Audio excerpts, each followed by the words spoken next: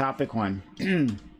There's long been a discrepancy in the medical services between men and women, and also cis and trans people. A famous example is that Viagra is universally covered under insurance, but abortion care is often restricted. What would it mean for you if these discrepancies were eliminated? How would this change your experience at a hospital? So I got to thinking about this one for multiple reasons, actually. But there's been multiple stories about like the treatment of women by oftentimes the law, really, and but also of medical services in terms of like discrimination and not being able to get care. This also has like a racial dynamic, like everything else in the states, right? As to like who gets what care, who has access to these services, and in what ways they are limited, right? And there's so many directions this takes, right? So I wanted to like get your experiences on this, and like what would it mean, like if what would it look like in a world where you could maybe trust doctors in a way you might not be trusting them now. You could trust the law to actually have your back, or in our society in terms of like um, saying that your health care and however that looks like for you is worth it for us to invest in. Yeah, so just kind of wide ranging, but I'm curious where you all take it. We'll start with Riverboat Jack. So, yeah, this is one of those things where, like, I think a lot of people think the United States in particular is a lot better situated than it actually is. Um, and like even within not just between like men and women, um, but like within women populations as well. There's a lot of discrimination, and that discrimination might be intentional, and it might be unintentional. There are different kinds of ways that people get discriminated against in healthcare. For example, the maternal mortality rate in the United States for women giving birth is about 17 per 100,000. But if you actually look at the maternal mortality rate for Black women, it's actually 43 per 100,000. It's multiple times higher.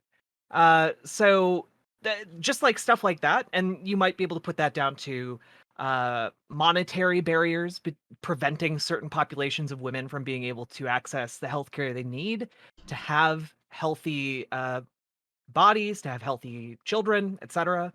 Um, but when we also look at like trans women, for instance, like I think last time I checked, like the statistics are pretty terrible, where like 60% of like trans people report like having extensive fear of going to the hospital, and so they put off medical care.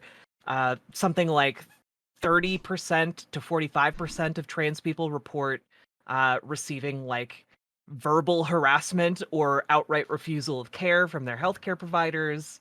And that all kind of stacks up and prevents trans women from actually receiving medical care that they need in order to live and thrive and be happy. And that fear actually compounds into higher rates of depression, suicidality, etc. Because I mean, on top of whatever medical problems you're experiencing. Um, and on top of that, when trans women go to the doctor, only around 69% of doctors think that they are adequately prepared to actually treat trans patients. And around 89%, or not 89%, sorry. I have the statistics that are just on a different page and I don't want to dig through them. But a very significant portion of trans people have to teach their doctors about trans healthcare in order to actually receive adequate care. So when we're talking about uh kind of bridging these gaps here between like differences in outcomes, it's there are an incredible number of causes and solutions that we need to pursue in order to actually close these gaps. But the discrimination and the differences of outcomes are very real. Thanks so much. Next, Amanda. Yeah.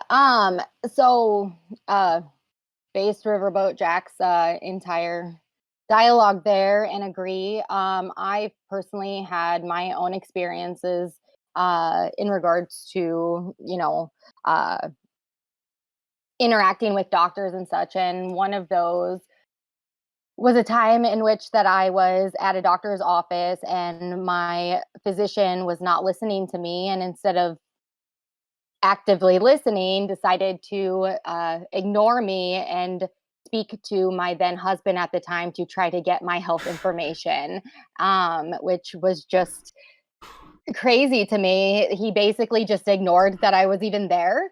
And then I remember after I gave birth to my first child, I wanted to have my tubes tied.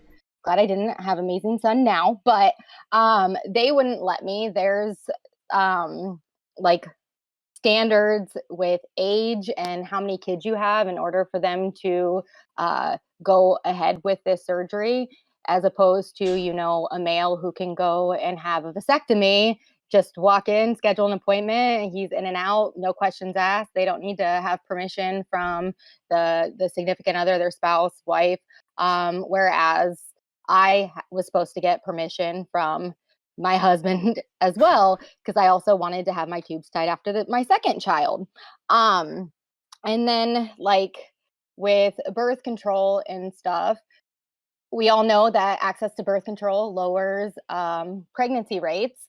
And so, if everyone had access to that, we would have the less need for abortions. And yeah, so there's a major problem, obviously, within healthcare, especially with women and trans folks and people of color. A lot of it has to do with you know, studies and stuff. Most studies that have been done are around men. So there's heart issues that mainly affect women, but in many of the studies, they don't even include women in them. Let me pull this up for a second. So, for example, the multiple risk factor intervention trial was one of the first to establish a link between cholesterol and heart disease. And it involved 12,866 men and 0 women. So, yeah, there's a lot to be done here. I'm still on the doctor. I mean, there's so much, and you've shared some of your story with us previously when we were doing that organizing for Medicare for All, so, which is really kind of you. But yeah, I'm still on the part with the doctor completely ignoring you, right? Like, so what seems to be the problem? No, sweetie, I'm talking here. Excuse me, what seems to be the problem today? Like, what? It's like, what? Amazing. Yeah, wow, thank you for that. Um, Something I realized when I was reading out the topic is that not all of our friends are lucky enough to be American. So if you're not from the States, please just, you know, share your own experiences and how that might be different from everyone else's, you know, with a different healthcare system. But all right, let's go to Red Charlotte. Yeah, when it comes to like the cost of healthcare and the difference between the experiences of men and women and then cis people versus trans people or whatever, a lot of this can be alleviated by making healthcare free, right? So like the whole like abortion restrictions and the cost restrictions involved with the difference in care, right? And things being covered under a universal healthcare system. It doesn't matter. You don't have to worry about that kind of stuff. If it is it a medical procedure? Is it legal? Oh, it's covered, right? Zero cost to you, except for maybe a copay at most, right? Like, but you know, that's never gonna happen. Not in this country or whatever. You just have to sit and suffer and watch those $6,000 medical bills roll in when you get a broken leg, right? Okay. Let's go, Sunny. Yes, I am the one Canadian called out. There are two. But however, oh, there's another. Oh wait, Nine Tails. I'm so. How dare I? I'm so Canadian sorry, Nine erasure is what I'm Tails, hearing my right now. Canadian. My Canadian sister. But believe it or not, misogyny and transmisogyny in the medical field does traverse borders. I for like a bit of background, I'm a student in medical sociology and public health. And so, believe it or not, medical sociology is all about the like different biases and discrepancies and discrimination within the medical field. So there really is a whole lot to say on it, and I'm really glad to be here with all these other lovely ladies to talk about what everyone people have been through, what they've learned about. I I've myself experienced in the Canadian healthcare system, but nevertheless, my own, struggles with discrimination, with being disbelieved, with being, with not getting diagnoses. Like there's just really so much to touch on. I'm trying to kind of just paint like a broad brush here, but that I'm a chronically ill person currently in mental health care recovery, and have been through the medical system since like the day I was born. My father is a surgeon. It's near and dear to my heart, and there is so much wrong with it, even beyond just like getting care to the people without them having to pay for it. Up here in Canada, you've got a more accessible system. You're fading in and out. Your audio is going in and out, friend. And I don't. Oh shit! No one hearing me anymore. No, I can hear you. Okay. I can hear you. Yeah, Sunny. Okay, she's gone. She'll be back soon, I'm sure. It looks like her internet cut out. She was saying she was having internet trouble, so hopefully she'll be back soon. Okay. We will move on to Tiffany. Yeah, so far, base takes from everyone. I agree. If these discrepancies were eliminated, then it would make transitioning much easier for myself and other trans people. We could get the gender reaffirming care we need without having to jump through hoops or downright pay out of pocket. Admittedly, transgender healthcare has seen improvement over the years, especially after the Biden administration reinstated the Obama era protections for LGBTQ individuals. The one that Trump and his administration rescinded after claiming he was the most pro LGBT president ever. Yeah, fuck that guy. Anyways, while there have been improvements, we still have a long way to go. A large portion of insurance companies still refuse to assist with surgery such as facial feminization surgery, and those who do cover it only do it in select states. Additionally, a lot of insurance companies who do cover FFS usually charge a ludicrous amount of money per month to provide their services. It's worth noting that some employers will provide insurance to their workers that may cover gender reaffirming surgeries, but it's not guaranteed. It's depending on the employer. Many don't. Same with certain colleges, which, by the way, are also incredibly expensive to attend. So yeah, if these discrepancies were eliminated, then people who are trans could get the help they need faster, earlier, and safer. Okay. Thank you so much. I will go to Ninetales, then we'll go to Josie. So Ninetales, please. Amazing. Such insightful. This is the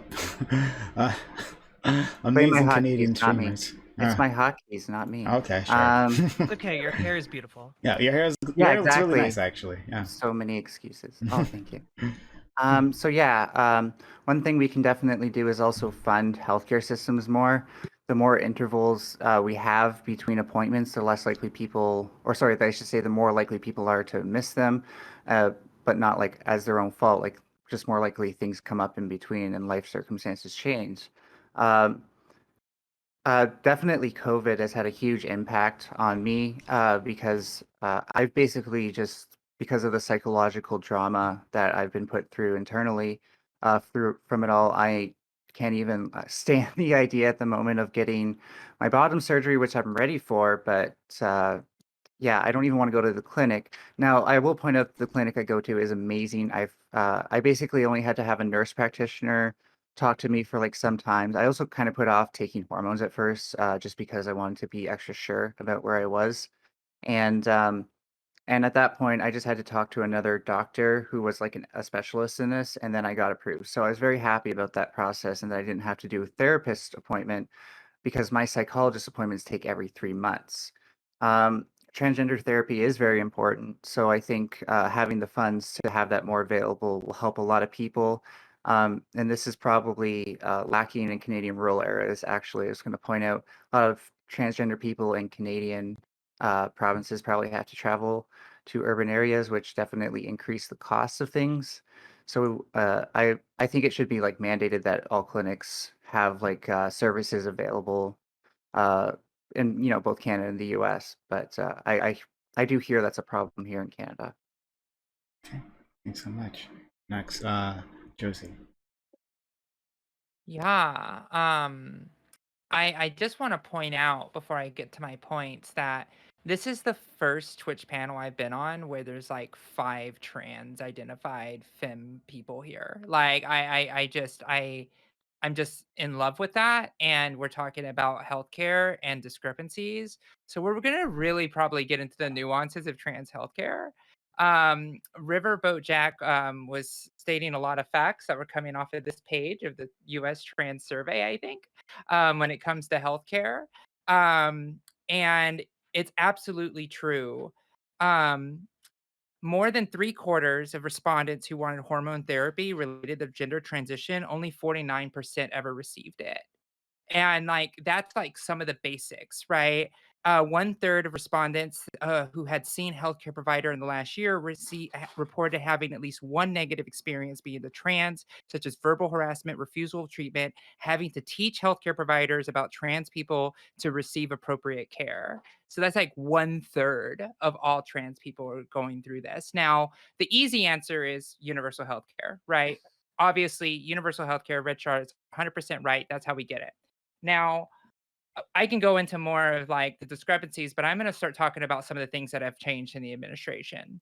Just Saturday, the Veterans Administration just said that they are going to start allowing gender affirming care for veterans receiving care in the Veteran Administration starting next year. That is a huge step in the right direction because that's going to actually have government that's going to have there are about 158,000 trans veterans, and 4,000 of those, including myself as one of them, are getting their treatments through the Veterans Administration as well. So that's one positive step. And then we also saw the reversal of making sure that we protect LGBTQ people from hospitals and making sure that we receive care, like Tiffany spoke on, which is absolutely 100% true.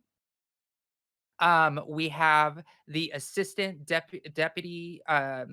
assistant director, secretary to the health, the first appointed trans woman, Rachel Levine, has been appointed by the Senate and now is doing her job.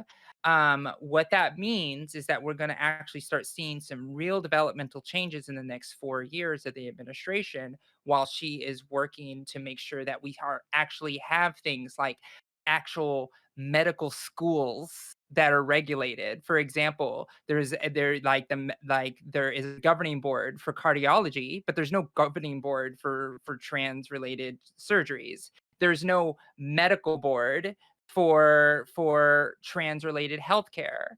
Like it's still the wild west. Doctors are told different things. They don't know what they're doing in a lot of ways because they're looking at previous versions of WPATH. Now, WPATH, which is the standard of care that most doctors use worldwide, um, they are doing their best to do clinical research and studies. I actually am working with somebody who's on their board, and they actually are doing clinical trials to actually help develop even more awareness on how we actually do care. For example, we are still finding out more about trans related care. For one case in point, there are new studies that are now saying that you don't have to come off of your estradiol when you are about to go to surgery. That is actually a new study that just came out because the blood clot study that they are using was back in the 80s and it was a flawed study. It was like a study that showed like, people with hormone levels and they already had problems in those things in the first place. So you have that changing, because really what they've done to trans women, and I'll make this my last point and I'll let Ninetales go.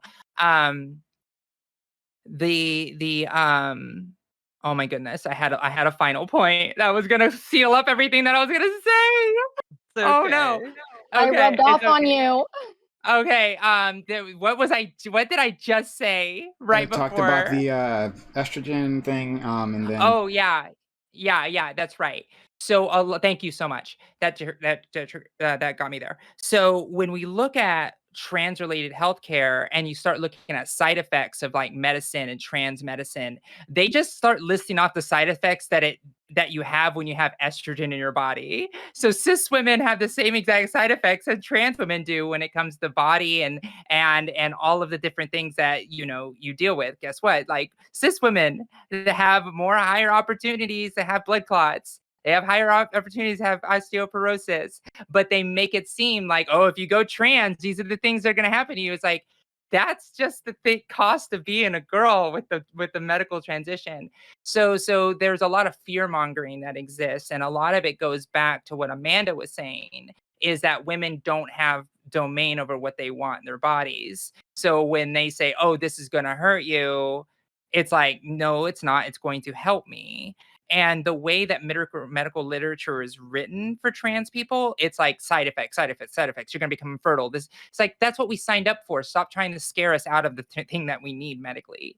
So that's the last point that I want to make on that. But I do love to see the nuance of trans-related healthcare, since we have such a wealth of knowledge of trans specific medicine here in this space. So I would like to see that. okay, all right. Well, And then it's Ninetales. I think she no. had her hand up. Ninetales, did you want to go afterwards? Yeah, well, I'm interested about that recent study. I haven't heard of it, so that please link it if you can find it, because a Yeah. lot of the reason that like my estradiol levels are low, and they're actually saying, well, they're going to switch me to patches, but I think like I'm a large person, so like tall, like lengthwise, and my metabolism seems to be a little bit higher than most people. So I think it might be better if I might just bring my dosage up, because sublingual dose taking actually works out for, really well for me. Um, Mm-hmm. yeah. Oh shoot, I had something else I wanted to say, but I forget. I'm So I'll on pass it on. patches and I love them, but I'm not Yeah, providing medical advice. I was gonna say that too. They put me on patches, and the residue it leaves once you take it off is annoying. But other than that, Oh, it's pretty good, and you only have to change it every couple days. It's a lot easier to remember too than downing estradiol. for sure. I just remember what I was gonna say is like what you say with the Wild West. The important thing to remember is like what you're seeing in the UK could happen here so long as we don't have these sort of protections and stuff like that. So just like take a look at the UK and ask yourself like, is this really what you want to happen to trans people like in Canada or the US? Everything that Josie talked about is the best way to like prevent that. Could you explain what happened in the UK, and then we'll go to Jack. Oh, okay. So like I'm just like recalling like I have terrible like date, time, name memory, and this includes like certain events, especially that I read in like news stuff on Twitter. But there's been all sorts of like repeals on giving trans people HRT and surgery and stuff like that. A lot of fear mongering about giving children surgery. Even in the States, there's like stuff being passed or like politicians fear mongering about like, oh, they're gonna give children surgery, but they don't. And it would just be like not only unproductive, but it would set a weird precedent that I think is also kind of scary, but I'm not like an expert in law or anything. If they do get that bill passed, and then they can use that as like a stepping stone or something. Okay. All right. Jack, you got your hand up. Yeah, so to kind of piggyback a little bit off of what Josie was talking about, like we're not out of the woods when it comes to like trans people receiving care at all. For example, just last year, the Trump administration tried to strip trans people of the like ability to be like not discriminated against. That was a weird way to phrase that, but you understand what I mean.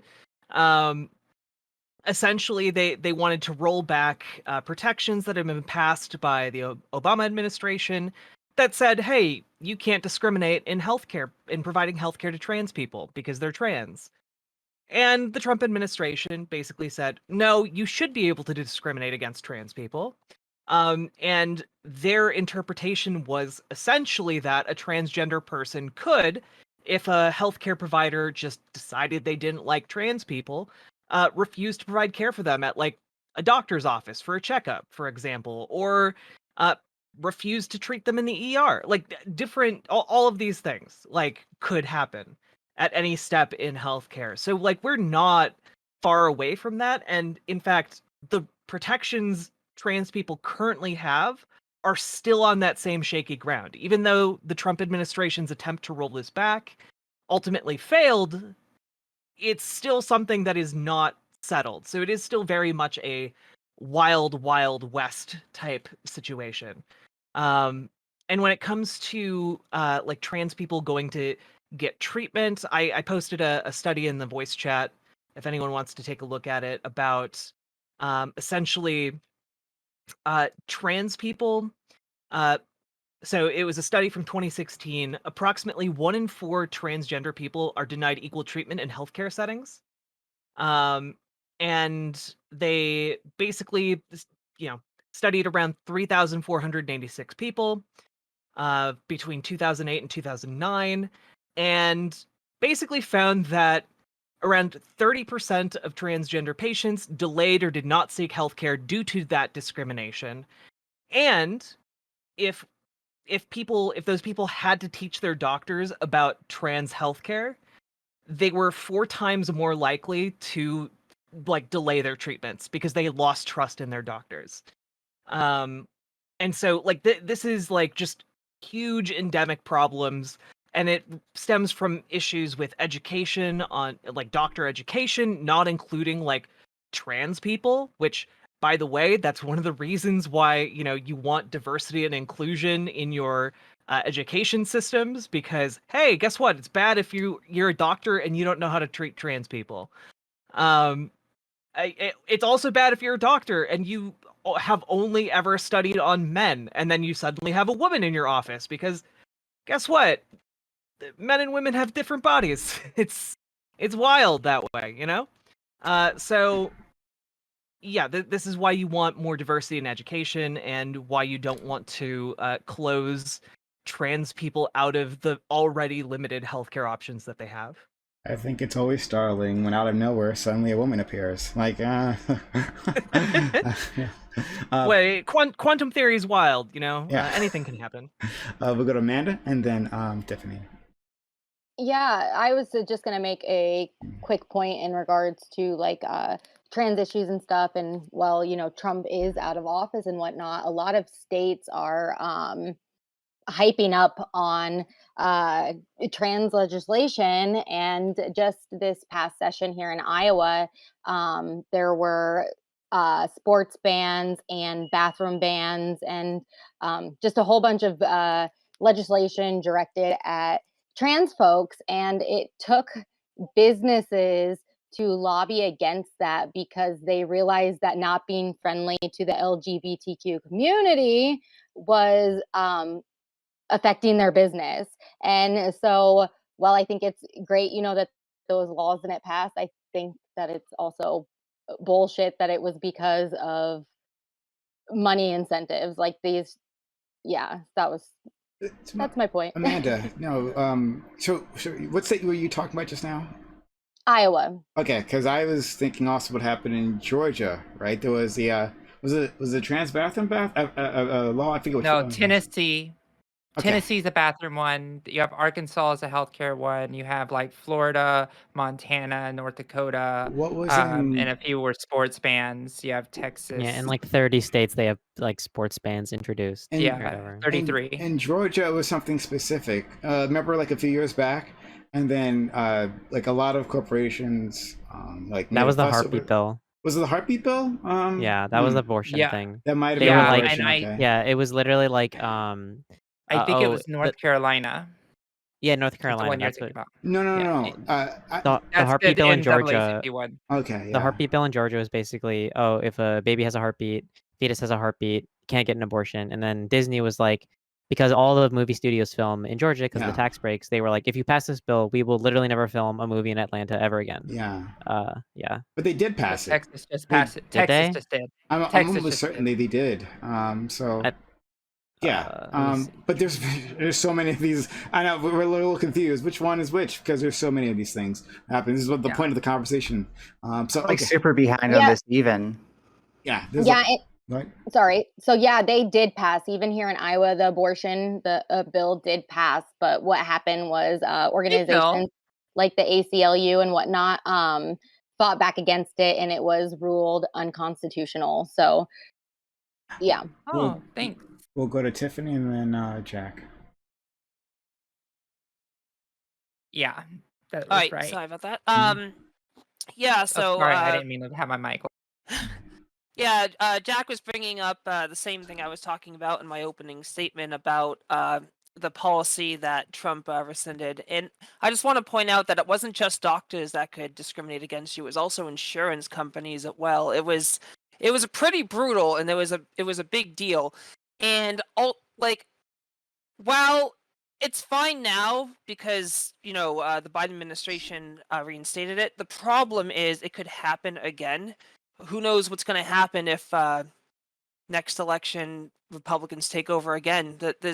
It's highly likely, especially with what's going on now with all these conservatives and Republicans pushing policies that attack trans kids, their ability to seek health care, trans women in sports, trans people in using the bathrooms. It's pretty likely that they're going to die on this hill and try to use it as political motivation to move people on their side and just dunk on us. So we have to be careful because even though we're okay now, we have to be worried about what's happening in the future. And we have what Josie was saying, that we do have allies now in the Senate, so that is beneficial. But I don't know, maybe I'm a half glass empty kind of girl, but I just feel like we should be cautious. So I just want to piggyback on Tiffany. You're absolutely 100% right. And the exact strategy is actually they're going against the Equality Act. They introduce enough anti-trans legislation, especially medical stuff, then they are going to use that as leverage for the senators to keep voting against the Equality Act, because if they vote for the Equality Act, then they basically just made those laws illegal in the states that they worked so hard to pass that anti-trans legislation for. And that's the most sinister part of the whole entire piece of that. And it's not an ally in the we have allies in the Senate, yes, but I was particularly talking about the Assistant Deputy Secretary of Health. Sorry, I who- misheard you. Yeah, and so she's the second in command of the entire healthcare system federally in the United States. So that is significant because she is also the first trans person to ever be confirmed by the Senate to be in that role. So it is monumental because a lot of policies are going to be directed out of that office. We're still 10 years away from passage of the Equality Act. I'm very pessimistic like that. But I'm optimistic that it will pass. So yeah. Ninetales, I think you had your hand up previously, and then Jack. Ninetales. Hotkeys again, I'm sure. I wasn't. Yeah, really. And wow, they actually got mixed up this time. That's super fun. So yeah, a bunch of things I forgot to mention, but Josie jogged my memory from my intro that I had written down. Insurance often doesn't cover medical treatment for trans people, and here in Canada, our medical program that's available to everybody, at least here in Ontario, and I'm sure it's pretty widespread in other provinces, do not cover. It covers bottom surgery, which I don't even think most as many people would get as something like facial reassignment surgery or facial reaffirmation surgery, stuff like that. Yeah, and that actually, because of the insurance thing, that increases the rate of postponement due to the insurance deal.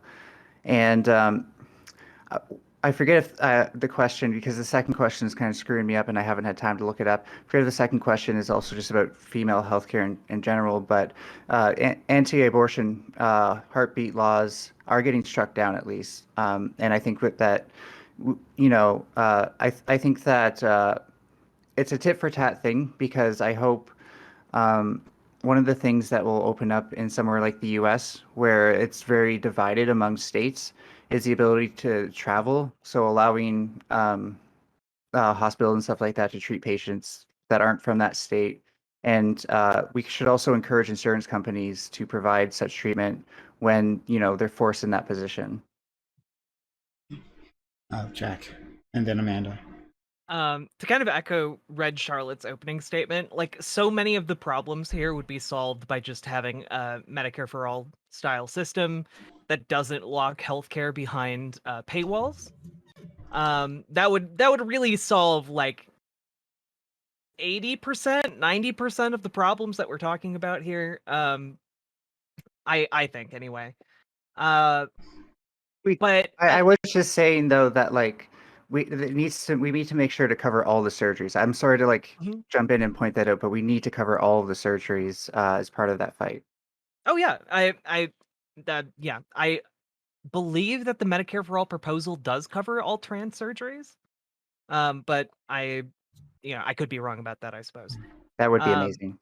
No, but it's deemed medically necessary. Yes, it would yeah. be covered. So It's basically like if your doctor like goes over your thing and you don't get enough distress to like necessitate in a doctor's opinion to get like, for example, like a nose job, they're not gonna like defer you as it medically necessary, so it wouldn't be covered. Like if you didn't like have any dysphoria and you just like arbitrarily were like, I want FFS or whatever, but if you didn't need it, they wouldn't give it to you. yeah. But couldn't you just say that you Um, needed it? Sure, I mean you can No, no. lie. Whatever. Oh, okay. But not Obviously. necessarily though, because a lot of times you need 2 psychology letters. You need a lot of surgeons require a full year of HRT I before mean, you can get if those you're really medically dedicated to lying, you necessary. could do it hypothetically. But just But then at that point, you already have dysphoria. yeah, Yeah. it just feels like if I and I'm it's Or you don't want to pay for a nose job, yeah, right? yeah. I mean, it just I don't Go on hormones for a year. No. Well, there's that, sure. But no, I mean, yes, because facial feminization surgery, though, right? I'm just saying, like, they couldn't pinpoint what part of your face, right, like that you have dysphoria about, right? Like it's just Yeah, you Well, you can. could listen. Yeah, they You can can do just that. listen to the that's what I patient. mean. It's not like a Absolutely. trans I person can have point dysphoria to about every different parts of their piece. body. Okay. Right? Like, Yeah, and I want to Yeah. say like it's easy to think that such things are benign that you just can't get face surgery, but looking at like how many trans people don't get bottom surgery, especially MTF, you can see that like maybe their face is actually causing them more of their dysphoria than their genitals a lot of the time because that's what people see in public. No. Yep. I understand that people have dysphoria about their faces. I'm saying that like I'm wondering how a healthcare professional can. I know that wasn't at you, Oh Prime. no, that's fine. Yeah, sure. But yeah, I'm wondering how a healthcare professional can target like, well, yeah, they have healthcare about like, or sorry, dysphoria about their ears, so have that like pinned back or something, but like not the nose. Like I don't know, but I'm not a psychiatrist. I yeah, don't know. I They're mean, okay. they got their ways. I don't know. So I wasn't gonna. Sorry, I wasn't gonna say about psychiatrists, but like with surgeons, they can pinpoint stuff about your face if you're getting FFS, exactly what they think you should and should not do based on uh mostly feminine forms of female's face. Like if you have a square jaw, they know uh that's not particularly feminine. Same thing if your nose is straight down. That's the next thing I'm getting done in September is my nose and my chin. They lower the bridge a little bit. Same with the hairline. They'll pull that down. If your brows are prominent, they'll shape. They know what they're doing, at least in regards to how to make your face feminine. And they're professionals. They've done like at least the person I saw has done like thousands of these procedures. So it's not impossible to pinpoint what part of your face needs to be rectified. Is like I went in there and there were things I wanted done. I wanted my jaw done. I wanted my chin done. And he's like, oh, well, you know what? I can fix up here too. And I wasn't even thinking that because he knows what to look for. And I don't know. The problem is a lot of insurance companies still don't consider FFS necessary for trans women. And that has to change because like I pay out the ass to get my insurance and they cover FFS, but a lot of people don't have that luxury. And that's something that we have to rectify.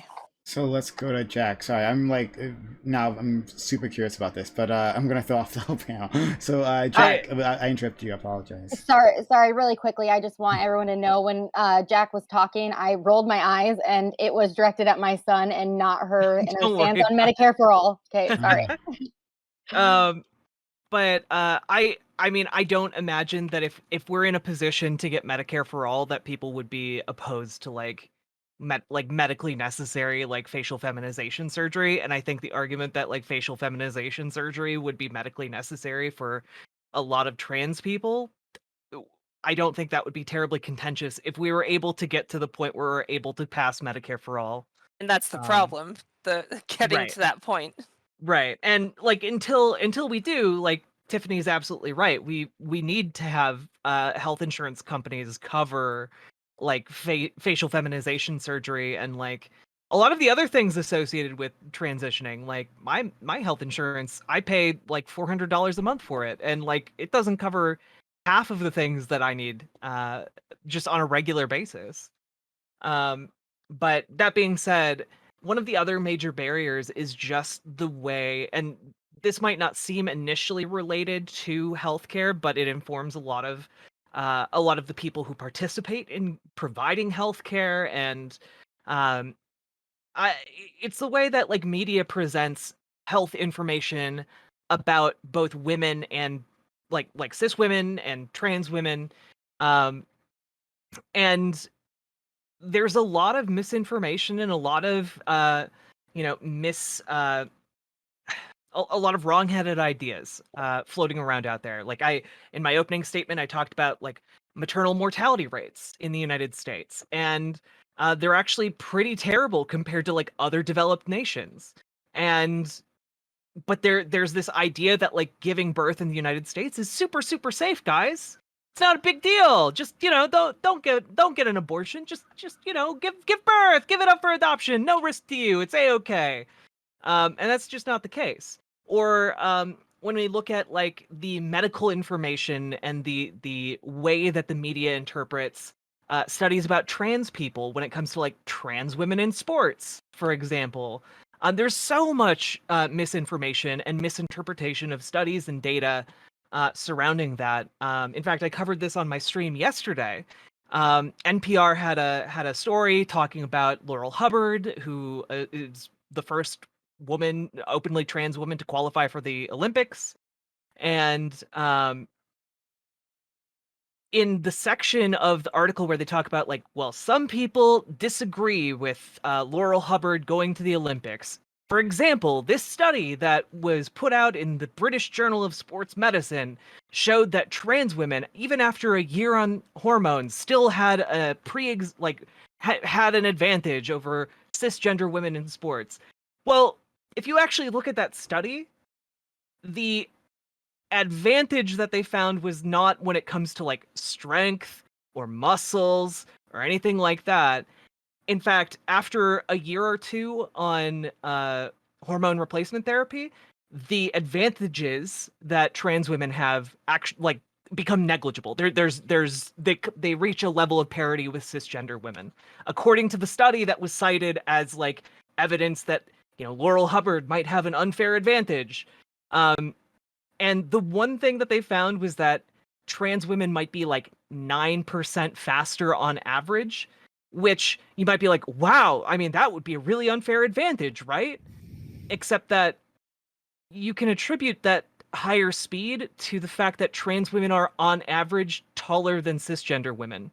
So like, are we going to ban tall cisgender women from competing in sports because they have a certain percentage advantage over shorter women? Like, again, like if you actually break down the information, if you actually like look at the studies and what they say collectively, they're not nearly as anti-trans women in sports. And yet despite that, we have not just like politicians, not just voters, but we have doctors who buy into this as well. Because not every doctor is reading every single study that's coming out, especially about trans people. And so it's just it's kind of a clusterfuck of all kinds of bad stuff and misinformation out there. And we need to figure out a better way to I guess like double check our media diets.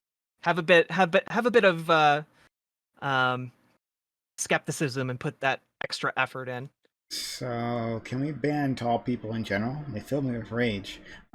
We'll go to Amanda, then Tiffany, then Ninetales. If anyone else wants, did you have your hand up? Okay, so we'll put you on. Actually, what Jack just said, I just wanted to piggyback off of that with like an additional point. If I could do that really quick. Sure. So I'm gonna pass, so perfect. Okay. yeah, so if you really want to think about like what hate speech against trans people and fear mongering does, like in a real world example, like the amount of discrimination in the paper that Josie pointed out that leads to people delaying their health care or not getting any at all is a great example, because how many doctors have heard that hate speech and have doubts about their patients being genuine in their motivations? Well, that's so Amanda's passing, so we'll go to Tiffany, then Josie, please. Yeah, I don't want to get too off topic. I just wanted to also piggyback off Riverboat Jack, and I wanted to mention that everything she said is correct, especially about that study, and also there is no like epidemic or crisis of trans women dominating in women's sports. In fact, more often than not, trans women lose to their cisgendered competitors. Yeah, we So suck at the- sports. So they're looking for, like, conservatives specifically, are looking for a solution to a problem that doesn't exist. And I just wanted to throw that out there. Yeah. I do want to expand this beyond the trans women in sports topic. We've done it many times, many times here. But because there's other parts that you guys talked about in the beginning that I want to hone in on. But we'll get there in a second. Josie? You can hone in. What do you want to hone in on? Oh, well, I again going back to what Amanda was talking about, like not being believed. And so this is really interesting to me, because it's not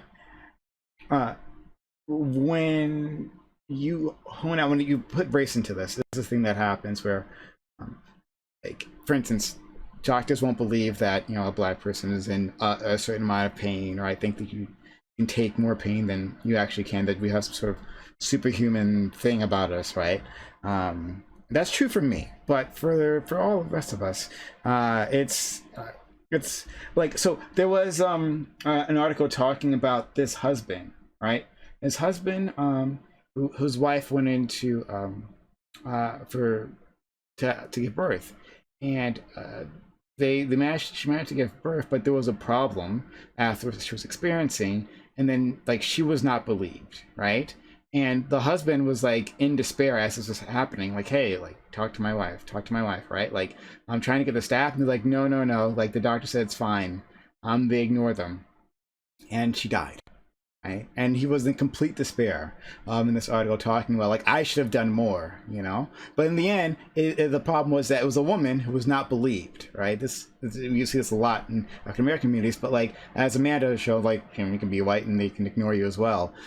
So I wanted to maybe hone in on that for a little bit, right? Like, have you had experiences, or have you heard of other people with experiences of simply not being believed or to be ignored, when you're like trying to share your medical experiences, or your medical, stuff? Yeah. I feel like Yeah. oh, go ahead. Go ahead, Amanda. Go ahead, since it Yeah. was your story. No, I feel like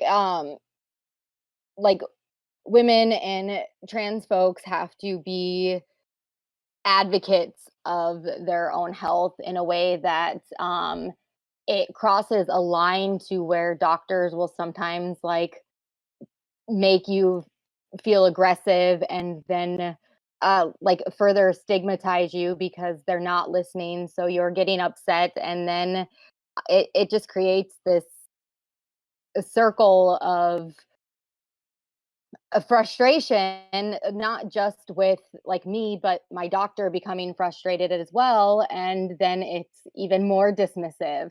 And so I've had to, switch doctors, find new doctors. And I've noticed, especially when, so I'm a mom, I've got two kids, and one of them has severe health issues.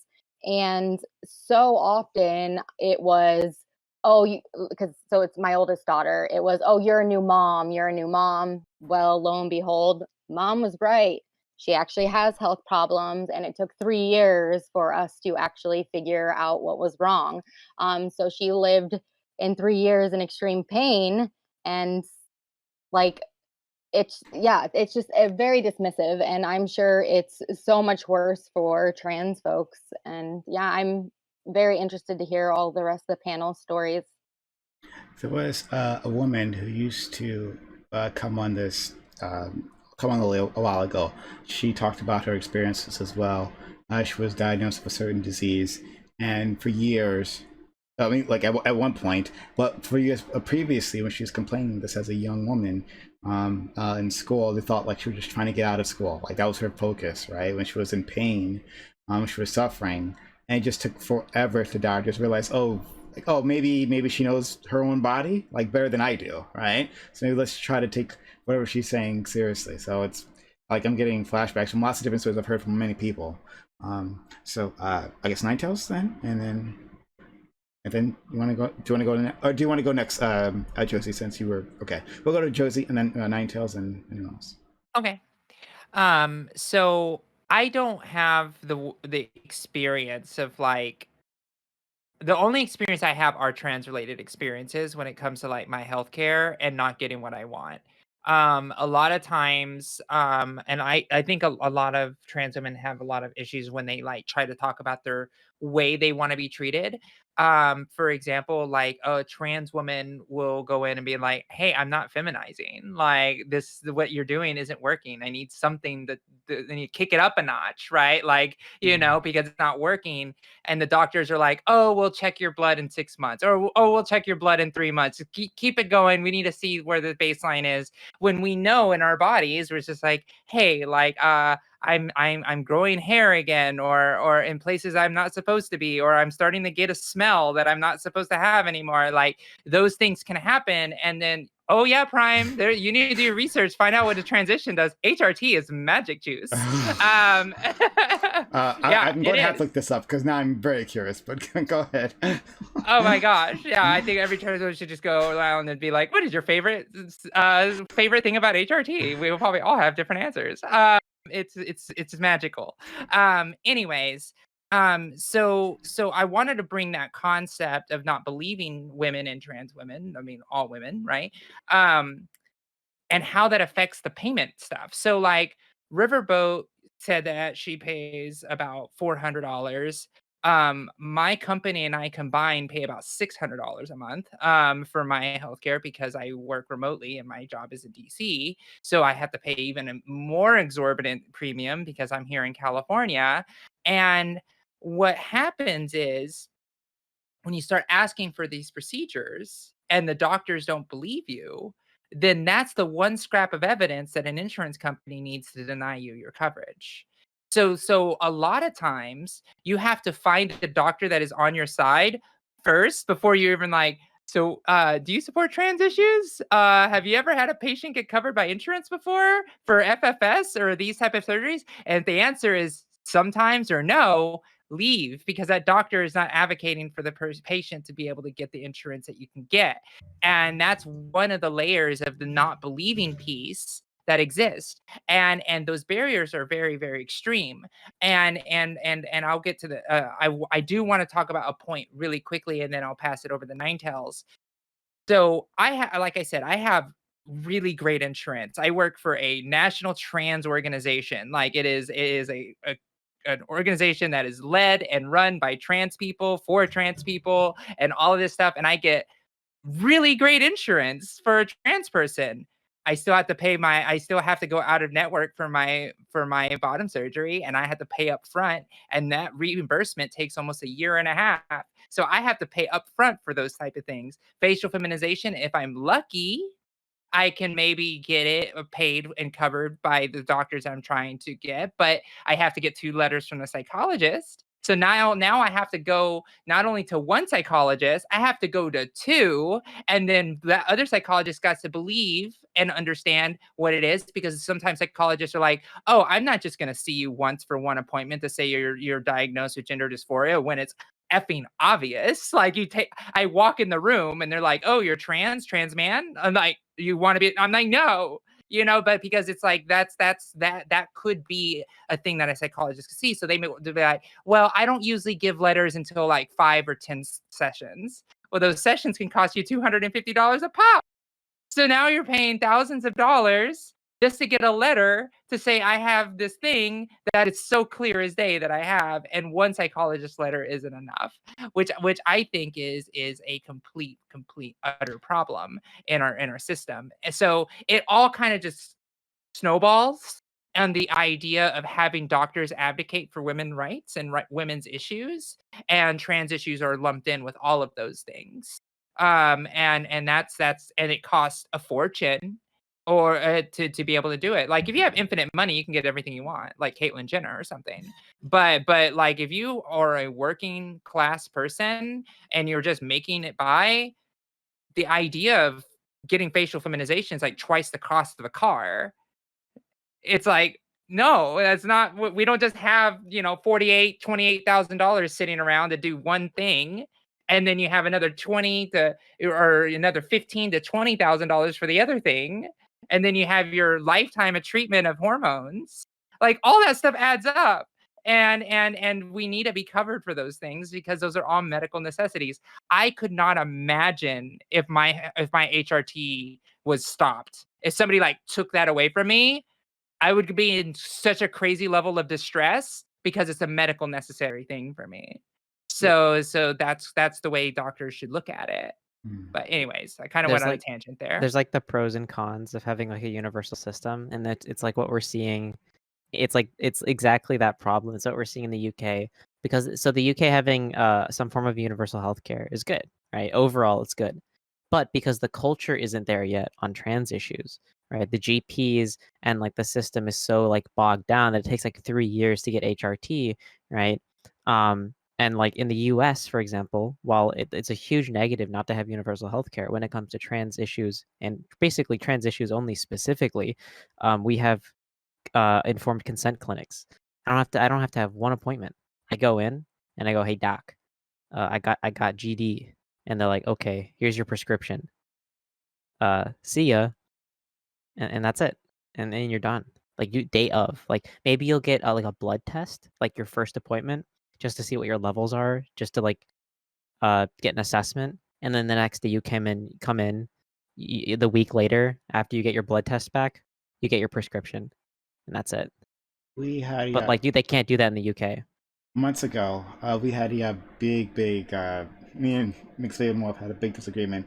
We were talking about having like a single payer healthcare here, and like comparing that to what's happened in the UK on exactly these grounds, as was her argument against that, and rather having like a more multi-payer system like we have now, because of everything you just said.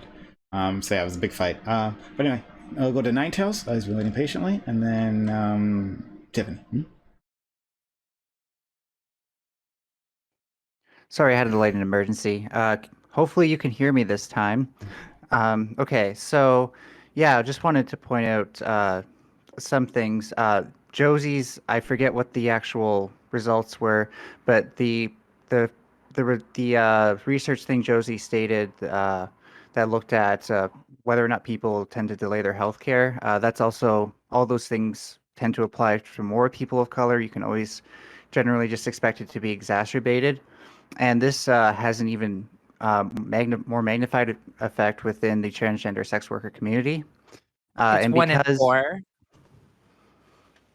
1 in 4 trans women are denied or delay their treatment because of that. I was just giving you the number. So Thank you. Yeah, I'm terrible at like finding the right stuff in time. But within the sex worker community, they're of course exposed to higher risk of other things as well, like STIs and stuff like that. So they need even more treatment as a group. And so what we have to remember is that when we like make these mandatory things, we have to make things that better target groups that are more affected by like denial and stuff like that. I feel like I couldn't find anything that specifically said that. Maybe I just suck with search queries and stuff, but that said that doctors tend to deny sex workers more often, but I feel like they might just out of prejudice and stuff like that. Seen as also sex workers themselves tend to have trouble finding health care in both Canada and the US, it seems, according to what I'm reading. Tiffany? I'm actually fairly lucky that I haven't had to deal with a lot of the issues some of the other lovely ladies here had to deal with. I've never, at least as far as I can remember, been discriminated at a healthcare facility for being trans, which I'm lucky for that. I live in Massachusetts. Massachusetts has a place called Fenway Health, and they specialize in LGBT healthcare. And they're great. They help set up doctors who know what they're talking about when regards to trans issues and have experience. They take Mass Health, which I had at the time I was young, and Mass Health is basically like Medicare for the state, and it paid for a lot of my therapy that I needed to get validity on how trans I am or whatever. But it was very little cost to me, and I know a lot of people don't have that luxury. Same thing with the hormones. The hormones were cheap as well. So I'm pretty lucky in that regard. The only issue, and it's not like a discrimination thing, but it's another problem that we should probably focus on when it comes to trans healthcare, is that before I found Fenway Health, and not every state has a place like Fenway Health that specializes in LGBTQ issues, I was looking for a doctor, and I found one. None of the doctors near me that I knew had like specialized in trans issues, and I met her. She didn't know I was trans, and once I told her, she had no idea anything about trans people, what trans people were, and I had to explain it to her. Man. And like she had no clue. She's like, I've never had. You're my first patient who's trans. I don't know anything about this, and I had to walk her through like how to treat trans patients. Like, oh yeah, like hormones, and I gotta change all this stuff on like my ID and stuff, and they didn't have the resources like Fenway does. They have the resources for all of that, and she's like, nope, I know nothing, and that's a problem because there are a lot of doctors who aren't even trained in this area, and I like if you're not lucky enough to have a place that specializes in it, you might be shopping around for someone hopefully that knows what they're doing. I don't know, it's a big problem that we have to fix. Yeah, it's amazing because, like, of course, there are doctors who don't know how to deal with any, like there's like, very like rare diseases, disorders that like, oh, I've never seen this before. Like, well, what do I do? But trans people, trans people are, a regular part of society and have no idea. Amazing. Let's go to Amanda and then Jack. Yeah, so I was talking about how like I've had to advocate on behalf of my daughter and stuff, and as everyone was talking, it made me realize that when it comes to trans folks and stuff, that many parents probably don't advocate on behalf of their children and adolescents and whatnot. And I don't know, I guess I just wanted to bring that up because that's how I get that has to probably be much harder. Hi, Maddie. We can't hear you. So late. There you go. Okay. I'm Tiff. I haven't seen you in forever. I'm still recovering. I look like a chipmunk. Oh, when I you got look my gorgeous. wisdom teeth out, I looked like a chipmunk for like 2 solid weeks. So Let's go to Nine Tails, and I'm not sure if Josie had her hand up previously. Wait, what and then do we'll. you mean? Oh, so you. Sorry. We'll go to. Sorry. It was Riverboat. It's, Yeah. Jack. Okay. Jack. Nine Tails, and... Yeah, one of the things I wanted to bring up is that when we're talking about discrimination, specifically like when it comes to just women in general, it's not necessarily that there are a bunch of doctors or insurance people like going around, ha ha ha, we will unfairly discriminate today against women. Like it's not like they're intentionally doing it, right? In fact, Duke Health put out a like basically a step-by-step of basically making sure that, hey, you need to have specialized training to basically uh, conduct your assessments and treatments of people in a way that isn't allowing bias into your care. And this is, by the way, why like physicians go to like training seminars about like women and equity and stuff like that, to learn the skills that ensure that they aren't like, you know, discriminating unfairly against African American patients or women patients. So for example, the things that they put forward to like eliminating unintentional bias are having diverse healthcare teams. So, make sure they're not all just white cis dudes. Um, and then one of the things I found really interesting was open-ended questions. Because apparently if you have questions that have like yes, no answers, you're much more likely to insert reasoning behind it that includes your bias. And so having open-ended questions that allow patients to like answer um, reduces the amount that you can insert bias into the assessment. Um, and just other things like data collection, analysis, having checklists actually helps because it reminds people to take all the steps in the care. Having the training opportunities that I mentioned earlier, and basically having having a constant mindset of questioning your own caregiving, so that you like question like, hey, if I had been interacting with that patient and they had been a man or they had been a woman, like, or they had been non-binary, would I have given like similar treatment? Like, would I have given their concerns similar weight? And having that kind of mindset reduces bias as well. So yeah. Sure. Okay, thank you for that. I was gonna say something. It was gonna be funny, but I forget what it was. All right, so let's go to Hilarious. I'm sure. Laugh for me, please. Thank you. Please clap. Let's go to Nine Tails, and then Josie, and then we'll let in Maddie. Yeah, because I keep on saying it's the study Josie found, but technically I read this before. I just thought it was awesome that it seems like she read the same one about being denied service and stuff like that. They also touched on that on medical providers' lack of knowledge, and it seems about 50%, like 1 in 2 people, wind up having to explain to their doctor, what it's like to be transgender and what kind of treatment they need. Those who reported teaching most often include male to female transgender respondents, 61%, those who live full-time as their gender identity, 61%, and those on public insurance, 56%. Make of that what you will. Let's go to Josie, then Maddie.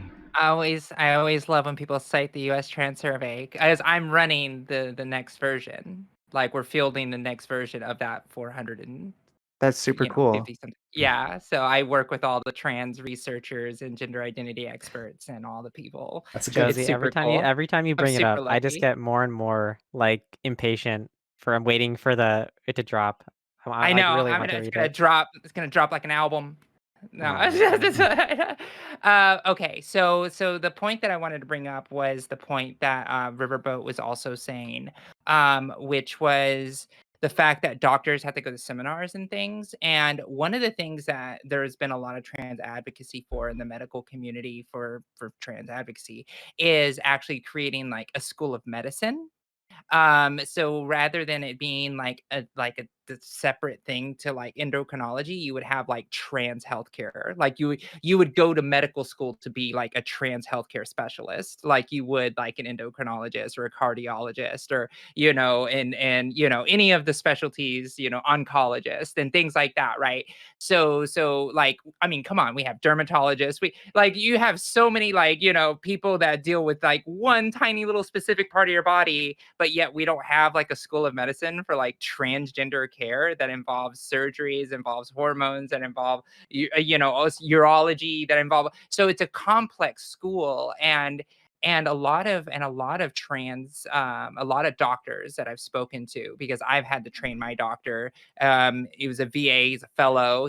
Again, it was the same experience that Tiffany had. I was like, "You're my first trans person that I've ever dealt with. What do you want me to do to you?" And I had a little notebook, and I'm like, "I want this, I want this, I want this, I want this at 6 months, I want this at a year," and like, all of these things. And he's like, and then the doctor's like, "That sounds reasonable. Let's get you started." I was like, "Cool." But that's not fair, because I had the resources and knowledge and the ability to like navigate complex medical theory to be able to say, okay, this seems like the thing that I want to deal with the most, right?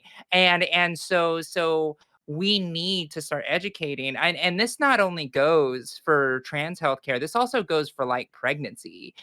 So like doctors that deliver babies get one page in a medical book when they go to learn how to be a doctor. And it's like they don't go through an actual like birthing of a human. They don't go through any of that. They just learn it at one time, and it's like, okay, I'm a doctor now. I learned about how to give birth. I read it in a book somewhere, so I can probably do it. And that's why there's a lot of people who are very they like midwives, because midwives only do that, and they're like specialists in that, right? But then they're not doctors, so you have to still go to emergency rooms if there are complications. So even that has its own barriers that are insurmountable to certain people as well.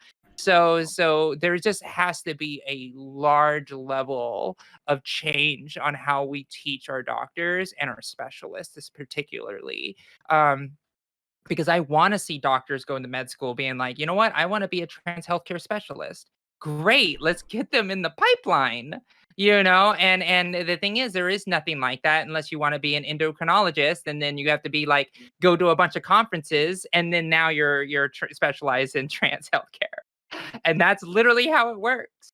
And it's really unfortunate, and that's why we only have so few gender clinics across the country that Tiffany's talking about, because Tiffany is going to a gender clinic that actually knows what the F they're doing, because there's doctors that took the time to learn it on their own, not because medical school taught them that. So yeah. So that's my point on like education, and that because education would also alleviate the deficit that's in the question. So, two things. One, I remember what I was going to say before. Jack, I resent you for taking away the twirling mustache image of insurance representatives that I always had in my head. No, they are still evil. Okay. I want to be clear about that. They're just not Absolutely evil. deliberately like, being like, we're going to They're a discriminate cog in a against machine. women. I know it's awkward to bring up a joke 10 minutes after it's relevant, but still, we all experience it. You all had to sit there and. Wait, was that the happened. joke you were gonna make? Oh, okay. All right. It was very good and worth it. Okay. Yeah. Thank you for that, Maddie. This is why you're so special. Mm-hmm. I like you so much. I just swoop in and save the day, truly. Maddie, we're so happy to have you here. Thank you for joining us. I know you were quite busy today, but you still made time for us, so it's very much appreciated. I know, so it's an effort for you, but thank you. I know, yeah. Oh, thank you. Yeah. Well, one, you'll get to introduce yourself, and I just was gonna catch up, talking about discrepancies between men and women in the medical field, and also cis people and trans people in the field. I had previously was focusing in on women being ignored or not believed when they're telling their doctors about things that they've experienced, and asking if people had something similar to that.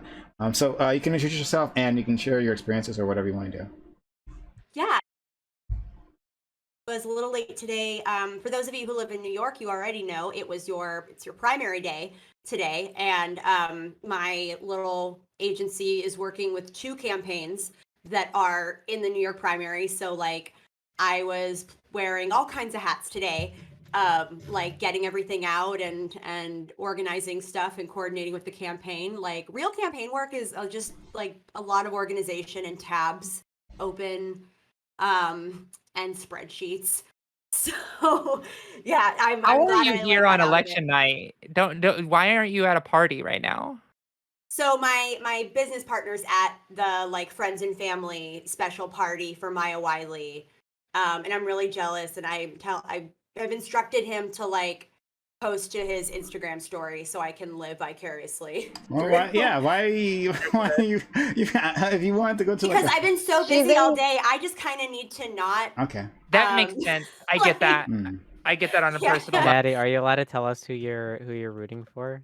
Yes. Oh my gosh. I won't shut up about it. Actually. Mm. So I for mayor am a Maya Wiley supporter. So rank Maya Wiley first. And then for district attorney, Manhattan district attorney, Eliza Orleans. But district attorney, yeah, there are a few cool. There are a few like interesting district attorney options in for the mayorship. I mean, I liked Diane Morales until all that shit with her campaign came out. I have a lot of close friends that were like on her campaign and lost their jobs because they tried to unionize, and I'm like, I don't know. But like, just don't rank Yang or Adams if you. I'm talking to no one because I think like the polls are close. Yeah, I know, but yeah. Because I've been reading a bunch of posts. As far as I've seen, basically every single New York mayoral candidate, including Yang, is a fucking NIMBY. Literally every single one of them. Yeah. Like No, it's none of them want to just build more housing. They're all like, I want to give vouchers, or I'm gonna subsidize people to live in. Just build fucking more buildings. Well, it's like how Bloomberg used to brag that he like built. He was like, I built so many new units, whatever. But what he did was he like met with his big developer friends to be like, let's build these luxury condo buildings where you only have to sell through like 10 to 20% in order to turn a profit. So they have all these like empty units just sitting there, not doing anything, collecting dust. Because they have no incentive to like actually build affordable housing. Like Yeah. in Queens and stuff, and like Brooklyn. I They're think all like very the average pretty. height of a building is like 3 stories, and like half the buildings are single family units or duplexes.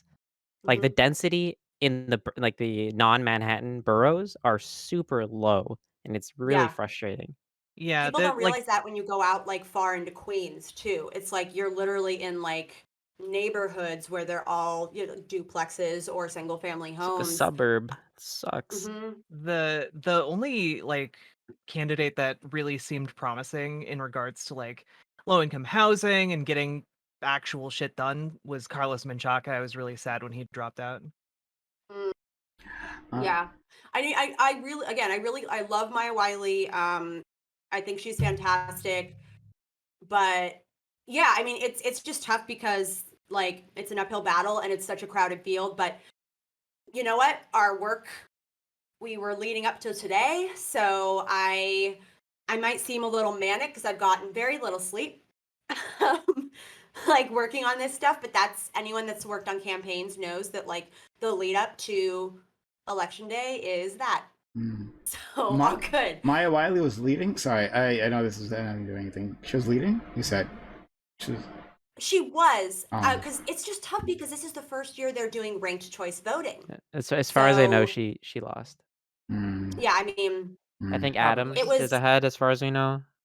yeah, I kind of I expect Adams to move forward, but it really depends on, it's like because of how the voting is structured.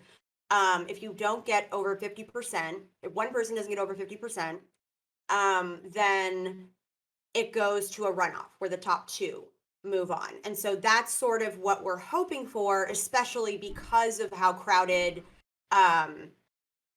the candidate space is. And so like we're hoping that she might, come in second behind Adams and then have a runoff. But at And the end of the day, we're Yang just got blew the stoked we did fuck as out, well. right? Oh God, yeah. Andrew.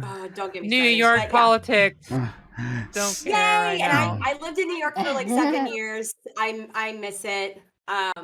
And working on these campaigns like allowed me to relive my glory days when I was like in my 20s and poor and living in New York and like stealing toilet paper from work because I was so poor. You're 22, aren't you?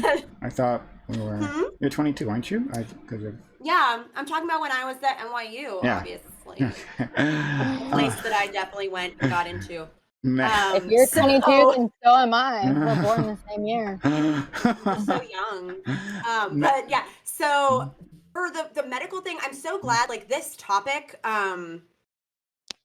it hits me deep. Like, I think almost, especially for women of color, we've all been in that situation where you've had a doctor not believe you when you describe your symptoms or think you're exaggerating. I so I have a sleep disorder that is on the same spectrum as narcolepsy. It is not as severe, thank God. But it's neurological, where like my brain doesn't know how to cycle into deep sleep properly. I get stuck in REM sleep, which is, for those of you who know about dreams, it's like that's the part time in your sleep where you're dreaming. So I have vivid dreams every night, but like it doesn't give me restful sleep, so I'm tired a lot. And I went to a bunch of different doctors before I like found out about this, because I was like, I don't think it's not normal that I need to sleep like 11 hours a night. I feel like that's like not something that most people do. And so I went to all these different doctors, and I will never forget this one doctor I went to. He was a pulmonary something or other, pulmonologist, whatever. And I'm like describing to him my symptoms, and he was like, well, what kind of like, well, what about lifestyle? Like, oh, so you're working, and wait, are you single? Like, is that, maybe that, are you staying out like late because you're going on dates, you're saying, and I was sitting there like, are you fucking kidding me? Like, and this happened, when did I meet with him? In 2015. So not that long ago. And I'm sitting there dumbfounded, being like, how the fuck is my like personal life? Because I told him, I'm like, because at the time I traveled a lot for work. And I was like, yeah, but it goes in waves. So I'll have 1 month where I'm traveling a lot and 1 month where I'm just at home in New York. But regardless of my travel schedule, I consistently have these problems. So I mean, I didn't go to medical school, but I can surmise that like my problem doesn't stem from that, since it's a consistent thing. That's not a variable that seems to affect it.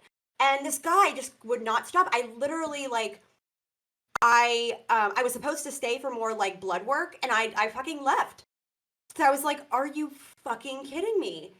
And this was someone who, like, because I looked on ZocDoc, and like he had good reviews. Like, because that was important to me, because I wanted to be like, okay, well, if I'm going to go get tests, I want to do my research and make sure I get a doctor who knows what they're talking about. So like, highly recommended, highly rated. And I'm sitting there in that room having to discuss my dating life with an older male doctor. And it was, at the time, I would tell people this story about and be like, oh, how crazy is that? But then the more I would tell it to women, the more every single woman would have a very similar story. That's also true. So I had a friend who recently had lap band surgery, and she was saying that like it's, especially if you're a woman who's overweight, anything that you tell your doctor with like other symptoms you're having, they will always fucking defer to like, oh, well, you're a little overweight, so it might be that. Like, as if that's going to be the cause of everything. And like, they almost missed, she had to get her appendix out, and they almost missed it because when she was describing like this pain, they're like, oh, well, you're a little, like, technically you're a little bit overweight, so this could be related to, like, did you do anything active where like your muscles might be sore? And it's like, her appendix almost burst. And the part of the reason she got the lap band surgery was because she's just like, I'm sick of not being taken seriously by doctors, by anything else, when that is like the one thing they're going to defer to every goddamn time. So yeah, bias in the medical field is absolutely real. Again, I don't know that I can like blame doctors entirely for it. When I first joined this the panel, I loved that Riverboat Jack was talking about how they are trying to like redesign the way doctors interview patients, the way they assess and diagnose, to eliminate any like unconscious bias, because I think in a lot of cases, like it's potentially an unconscious bias. They don't realize that they're like making that judgment, versus like if it was a man saying the same thing, they're like, oh, I was using my best judgment and what I was observing.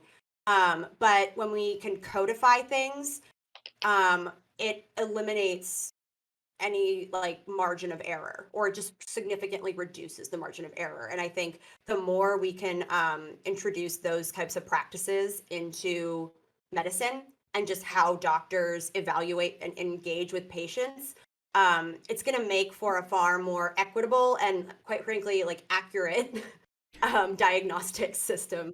So we'll go to Amanda next, but I just one question for you, Maddie.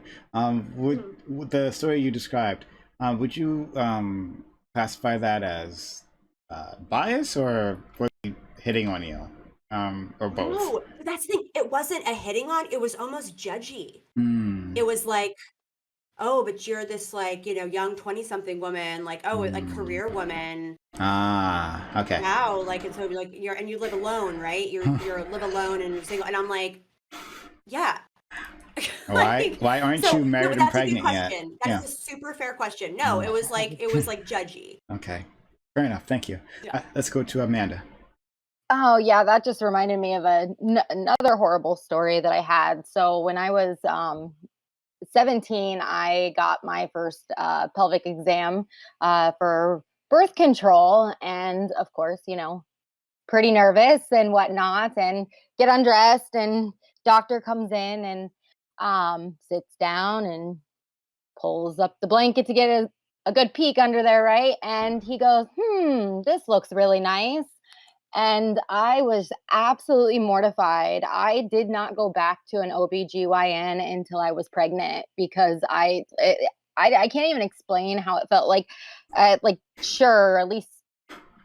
And again, I was like 17, and this is like a 40, 50, 60-year-old OBGYN. And yeah, I just remember like sitting there, and I looked like because there was a female nurse in the room, because I believe that was a law, or is a law or something. And I looked at her, and she was just like, yeah, it was mortifying. But like experiences like that make it so then you don't go back and get checkups that are needed and whatnot. Like I said, I didn't go back until I ended up pregnant.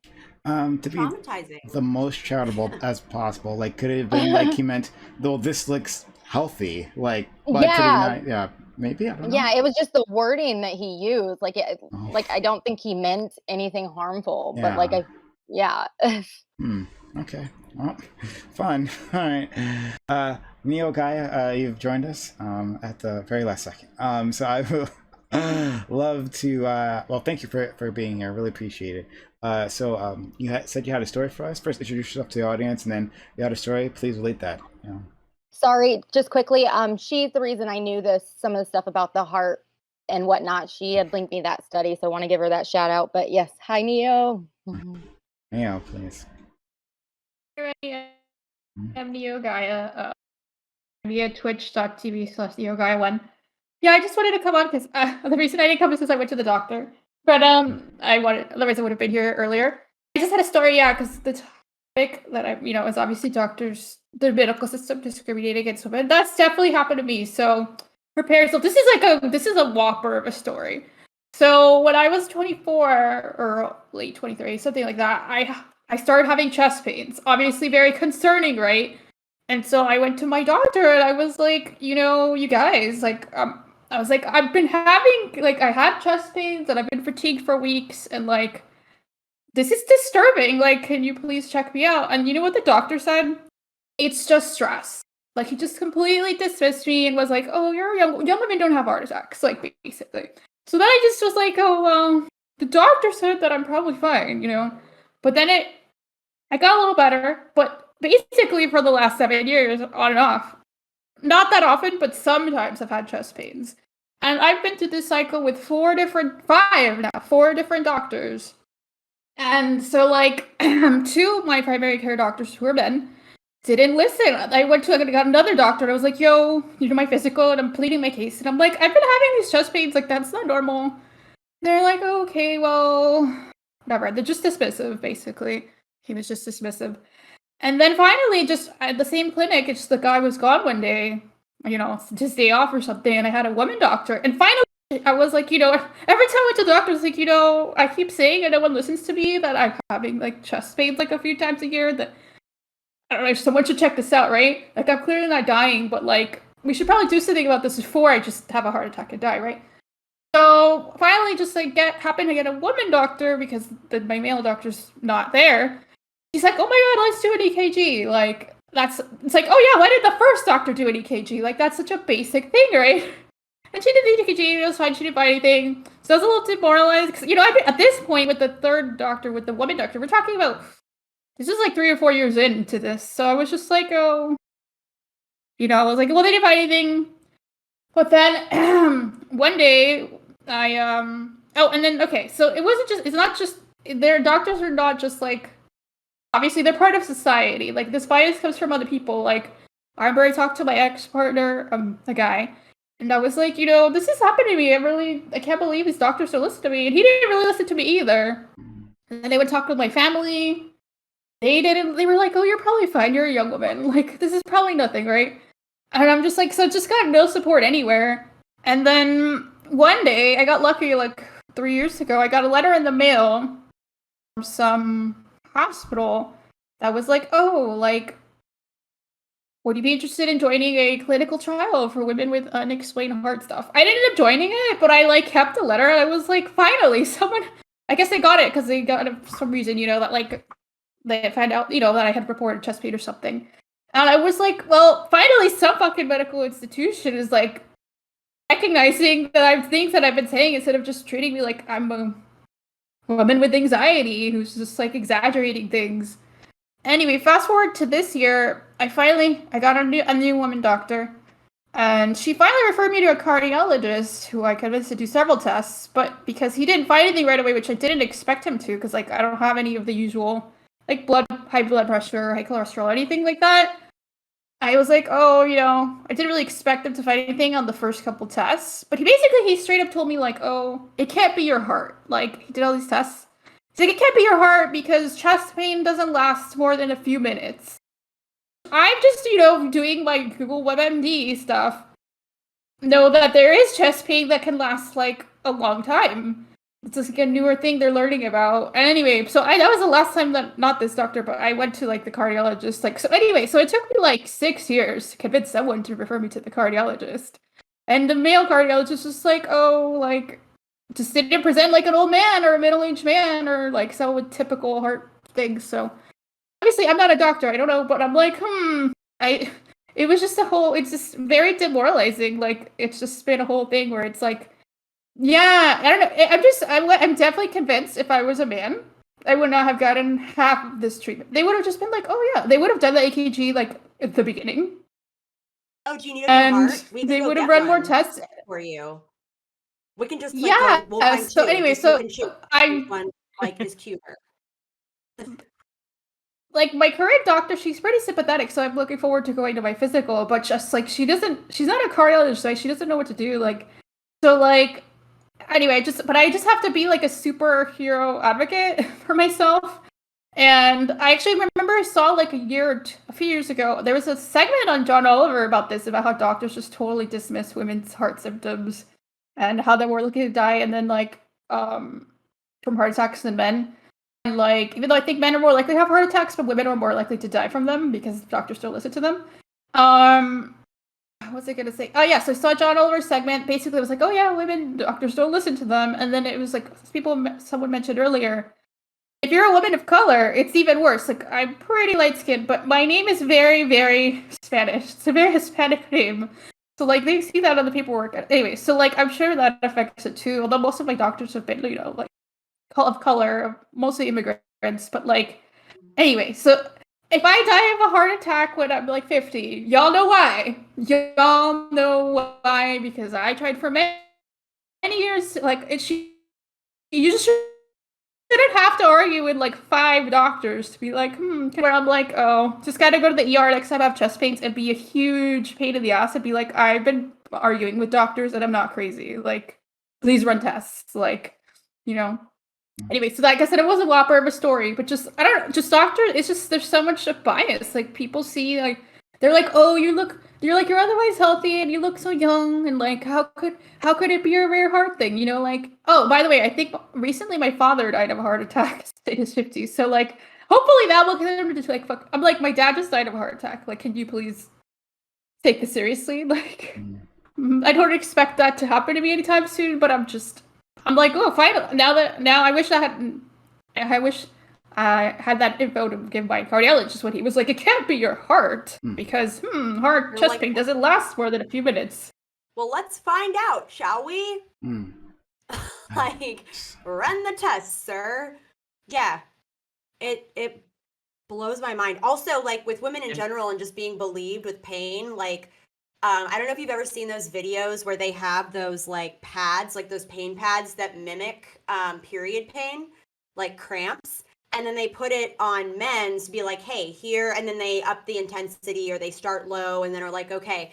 And there's this one where like it's put on his like girlfriend and it's up at like the maximum amount. And she's like, oh yeah, that's a little painful. Like it can be like that.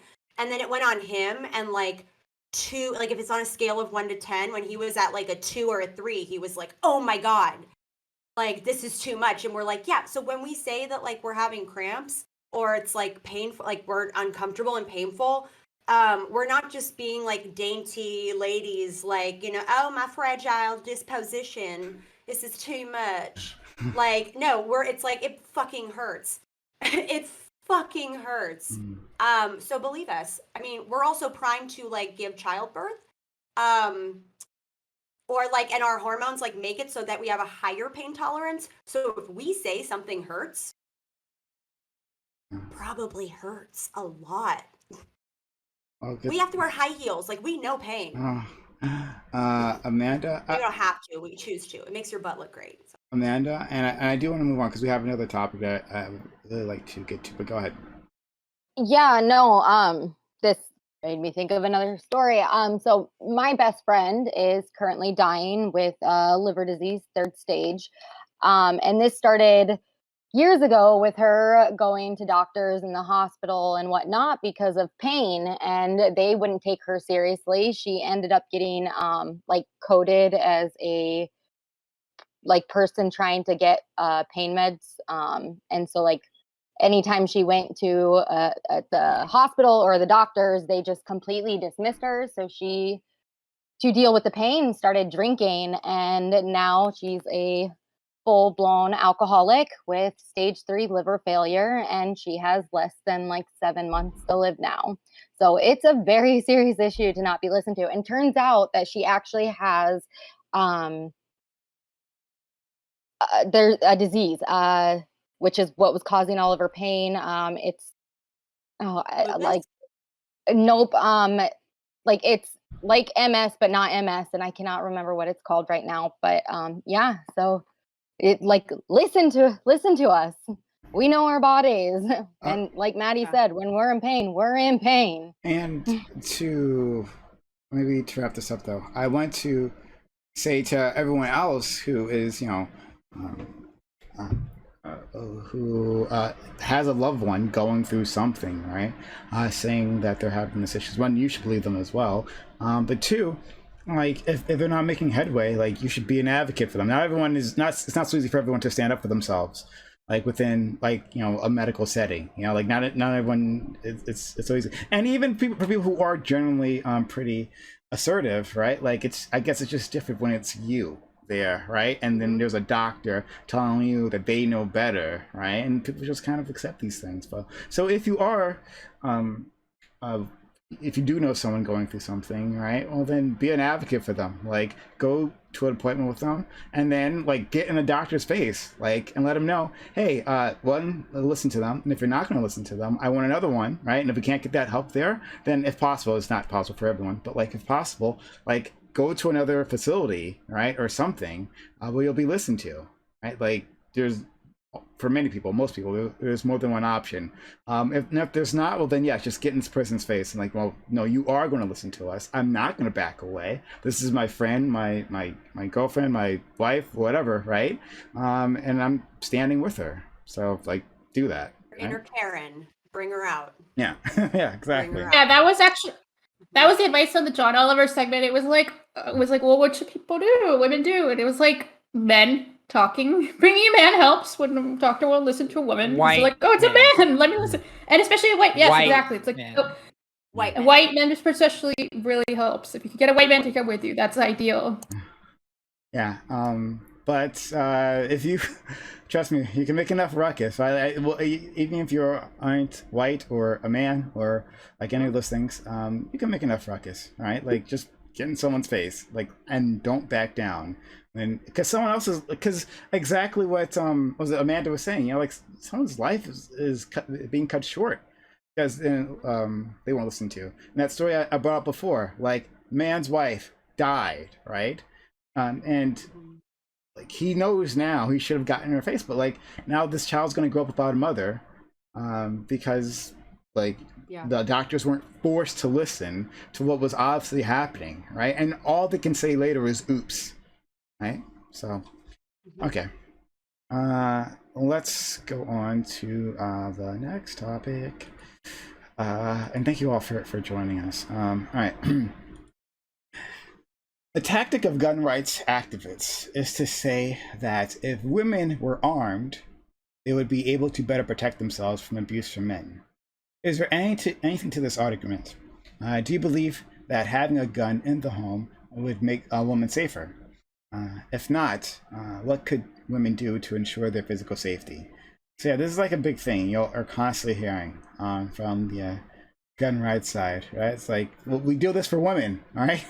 like if every woman was armed, then you know assaults would be a thing of the past, right? And like this is the perfect force equalizer, right? Like more weapons within the environment will make women safer. It's interesting though, these people are in the Republican Party and saying that. This is fascinating to me. But all right, so I just wanted to see what your opinions are. Jack had to step away, Amanda had to step away, so we'll start with Josie. Okay. So I'm trying to pull up the actual research. Do you want us to wait and maybe come back to you? No, well, I was gonna take a look real quick, but I can, but no, it's okay. So when you look at gun deaths and gun violence and the things that so right now, men majority are the people who own guns. And if you look at the suicide rates or the suicide attempt weapon of choice of men versus women, you'll see that men use firearms. Therefore, when men attempt suicide, it's more likely to stick because you're using a weapon. So if you have access to a weapon like a gun, it doesn't matter what gender you are. If you have something that you want to take your life with, you're probably going to reach for the gun rather than the bottle of pills. And so that's kind of how that works. So statistically, right off the bat, you're going to increase the success rates of attempted suicides of women if they have more guns in the home. There's also statistics that do show that if you own a gun, you're more likely to have a gun accident. You're more likely to shoot somebody that you don't mean to shoot. And the last thing we want are more untrained civilians taking guns and using guns for that way. Now, another thing to think about is that if women were encouraged to carry weapons all the time, then you also have the narrative that women are more in danger in public spaces by aggressive men, things of that nature, and things could escalate very quickly in a way that could cause more women to be imprisoned for trying to commit self-defense. Because it's like, wait, this woman killed a man? Well, we're going to go ahead and support the man that got killed. And then it's like, well, you shouldn't have been drunk in the streets. Why were you carrying a gun? Right. And it's like one of those type of things, which just increases odds and probability of more criminal enforcement of women as a whole, which is going to put them in harm's way as well. Guns in general are bad for society, and giving guns to anybody, regardless of their gender, is going to be a detriment to that gender, regardless of who they are. So it's one of those things where it's like the argument is clear. More guns are bad, more guns increase suicidality attempt rates to succeed and more accidental deaths, and also children are more in danger as well. So more guns in the homes also give access to guns for children, which could also increase school shootings. So it's just so many. You could go down so many lines of reasoning that just shows that more guns is always bad, and there are so many disadvantages that exist for giving people more guns for the one maybe advantage of you being an action hero one day. And that's just not how it is. So yeah, there's so many disadvantages that can go much longer, but I'll wait for everybody else to. Sure. Okay. Red Charlotte. We're going to go online, Neo. Red Charlotte. Yeah, this is this isn't even a debate, and people who try to debate it are fucking morons. So like this is just like a fact of the world, right? Empirically verified fact of the world, whether or not people want to accept it or not. Particularly for intimate partner violence, which is the topic. Kobe actually posted some of the stuff I was literally going to cite. Thank you, Kobe. You're amazing. Like abusive homes, when you introduce guns to them, the person who the woman is much more likely to get fucking shot in the head and then their partner kills themselves than they're going to use that gun to protect themselves. Like the best way to escape abuse is to leave it, right? You're not going to shoot your way out of abuse, because if someone says, "Oh, what about economic dependence?" blah blah blah blah. All of these things are understandable, but you still lose that economic dependence if you kill them, right? So like what's the difference? Right? You kill them, you leave them, you're still like losing the money they provide you, right? You're not going to solve your problems by introducing a weapon into your home that's going to increase your likelihood of fucking killing yourself or being killed with it, right? If you're in an abusive household, it's only a matter of time before your abuser finds that gun. And you're not going to like premeditatively like kill them. You're just going to go to jail for murder, right? Regardless of your circumstances. Like, so it's just not a good idea. Like, and this is just about partner violence, right? This isn't even going into like the wider societal effects of introducing more gun ownership. It's just stupid and like dumb adventurism purported by like gun nuts who think that every solution can be solved. Every problem, the solution is just shooting your way out of it. It's moronic. But I do actually want to expand it, not just for partner violence, though that is a very important topic, but just in general, because that's the gun rights advocate argument. It's not just your domestic partner, but like the stranger, right? Stranger danger, and in that situation, like a woman who is armed will be better prepared, right, and be able to fend themselves off. Like that's the end of assaults, period, for women. If we give each and every one of them a gun. Remind me of that point when we're in the open, because I want to specifically talk about that thing. Okay, sure. Don't worry. I'll come back to Jack and Amanda. We're just working our way down for intros. Let's go to Tiffany. Wow, I feel like I'm going to be on the opposite end here, so maybe I'm entering the lion's den here. Everything everyone just said so far has been accurate. Nothing they said is wrong, and I agree with them 100%. While I do consider myself pro-gun, I do want to mention that I am aware that America has a huge gun violence problem, some of which are exclusive to this country. We have 6 times the number of homicides Canada does. We are the capital of mass shootings. No one does it better than us. We are the kings of killing kids. We do it so often that schools now train their students on what to do during a mass shooting. And it's a fact that states with more guns have more gun deaths. Like, duh. Depression is at an all-time high and the ease of obtaining a gun makes suicide easy, especially if it's like a split-second decision. I've done my research. I do understand where the anti-gun advocates are coming from, and I agree with their concerns.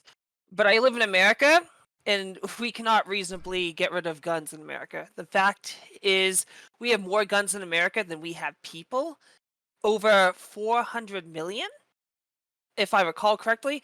And a lot of those guns are collected in the houses of conservatives, Republicans, alt-righters. They store them in their garages or basements or wherever.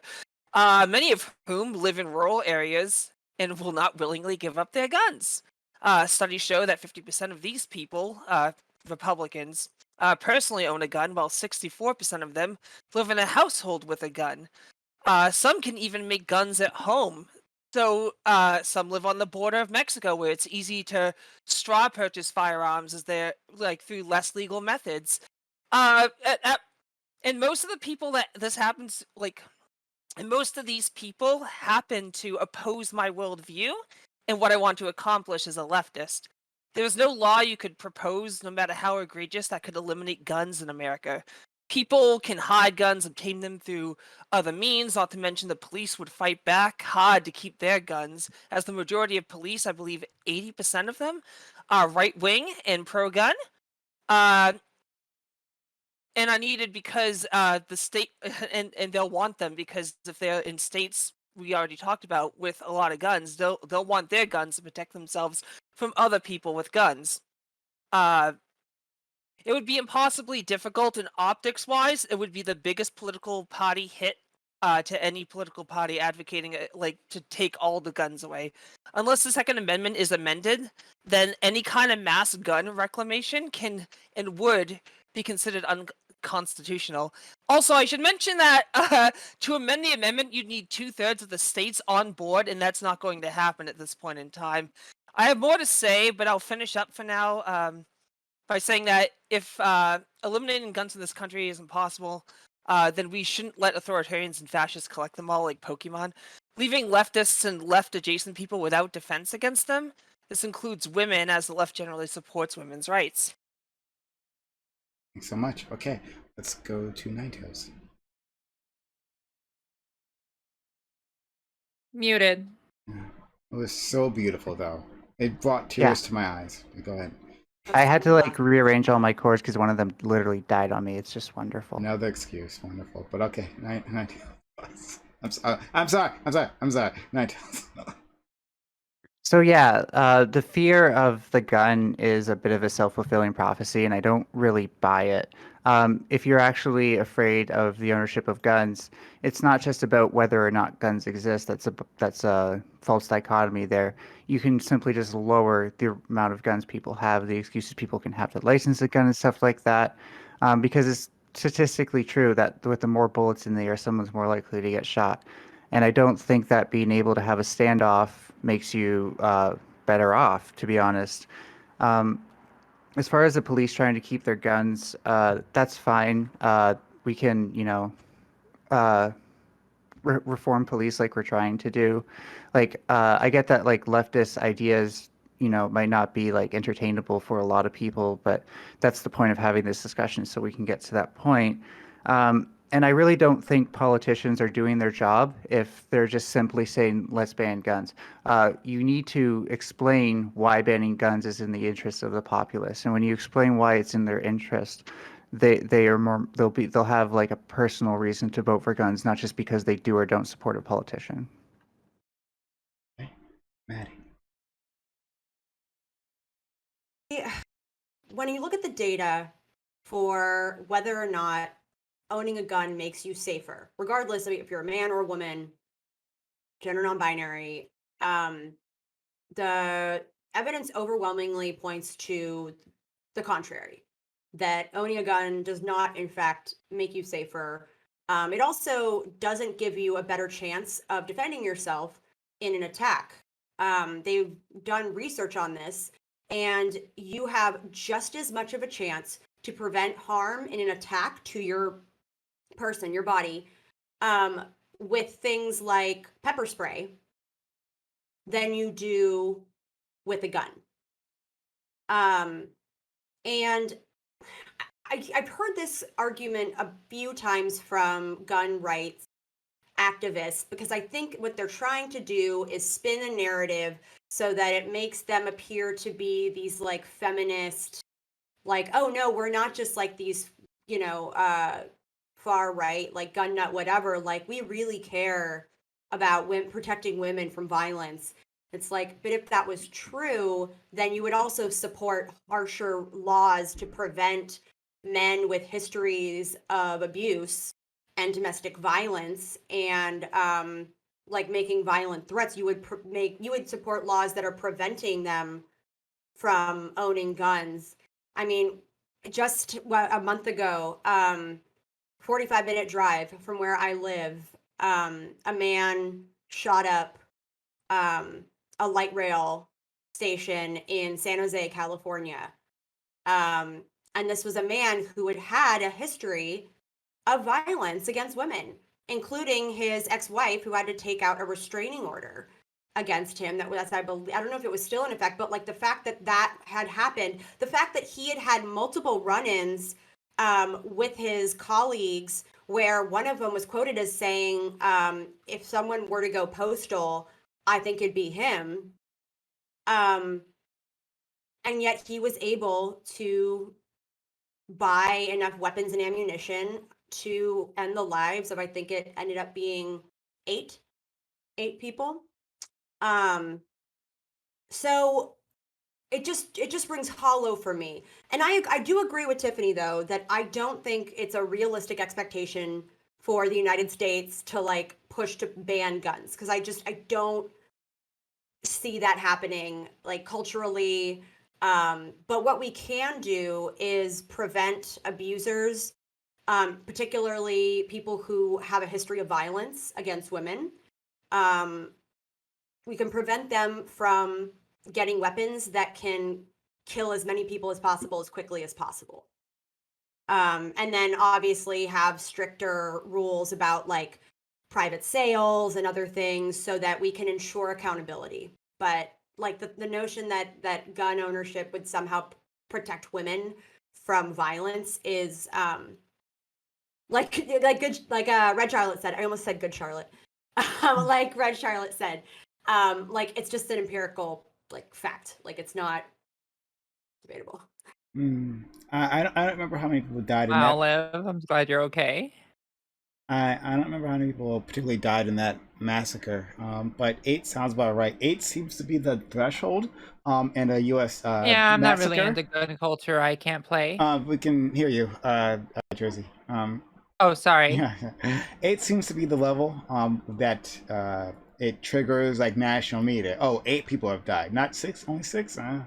But like now we'll send cameras at like 8 deaths, but that's only for now. It keeps slowly going up. Exactly. You know, it's only for now. Pretty soon, 10 people won't even be the evening news. Won't be a mass shooting unless there's 100 people involved. There's literally something wrong with Americans' brains. Like every other country in the entire world, it was like there was one shooting and it killed like 5 people, and they were like, "That's it, we're done." And then like here, we're like, Florida, 50 people. Las Vegas, like 150 people. San Bernardino, 18 people. Like boom, boom, boom, boom, boom. Sandy Hook, 26 fucking toddlers, dude. Like, yeah, I knew like it would take a very like decades and decades and decades of political effort to change people's minds in this country after Sandy Hook, and nobody gave a fuck. If 26 kids get their fucking brains blown out in a school where they're supposed to be safe, and people are like, no. Then like there's something broken in like when people's heads. Also, I would like to point out that I was in the building when the shooter came to the YouTube campus.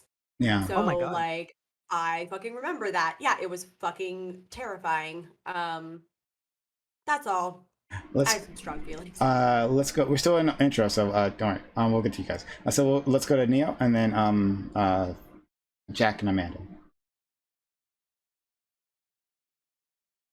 Neo? Just wanted to address the right-wing argument that somehow guns will just rescue women and will never be raped again. Just like, first of all, as anyone who's paid any attention to sexual assault knows, the vast majority of men raping women they're women's friends. They're people that women know. Like, it's not strangers. And let's be real. Like, and I've been sadly, unless you're indigenous. Yes, unless you're indigenous. Yes. But indigenous is the opposite. Yeah, but so like, yeah, but so for most women, you know, it's someone you know. Unfortunately, I have been violently attacked by men several times, and when I've heard this right-wing talking point, I'm like, let me think about this. Would a gun have helped me in any of these various situations? And I'm like, no, because first of all, who is expecting women to like shoot their friends? Like, do people really think, oh yeah, I don't know how many training, I'm not a police officer, like, oh, but I'm just gonna shoot this guy, or that's like the best case scenario, right? And even more likely is, okay, if someone is close enough to be trying to rape me, close enough to take my gun. Like, and they're stronger than me. So it's like, unless I just shoot them, like, it's just such a like ridiculous proposition. Yeah, like even like one time I was attacked on the street, like fortunately that guy didn't have any weapons and I was able to get away, but like no, like having a gun would not have helped me at all any more than like I just carry around pepper spray. It's like that gives you sufficient time to if you're getting attacked by a stranger or like a friend. And if they take it from you, they whatever. can't kill you with it. Yeah.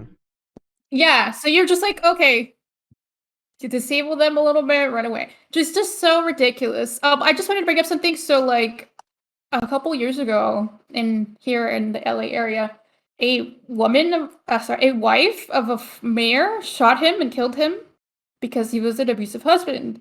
So obviously, she went to the cops and was like, my husband's been the mayor has been of the city called Bell Gardens. She's like, the mayor has been like abusing me and my son for many, many years. So what happened to her? So obviously she didn't go to prison for life. She got lucky. But she was actually sentenced to 3 months in jail. Like, and they believed her. They were like, "Oh yes, the mayor was like beating you for years. Okay, so you're not going to prison for murder forever." But they were like, "But you still need to go to jail for 3 months, and you're on 5 years probation."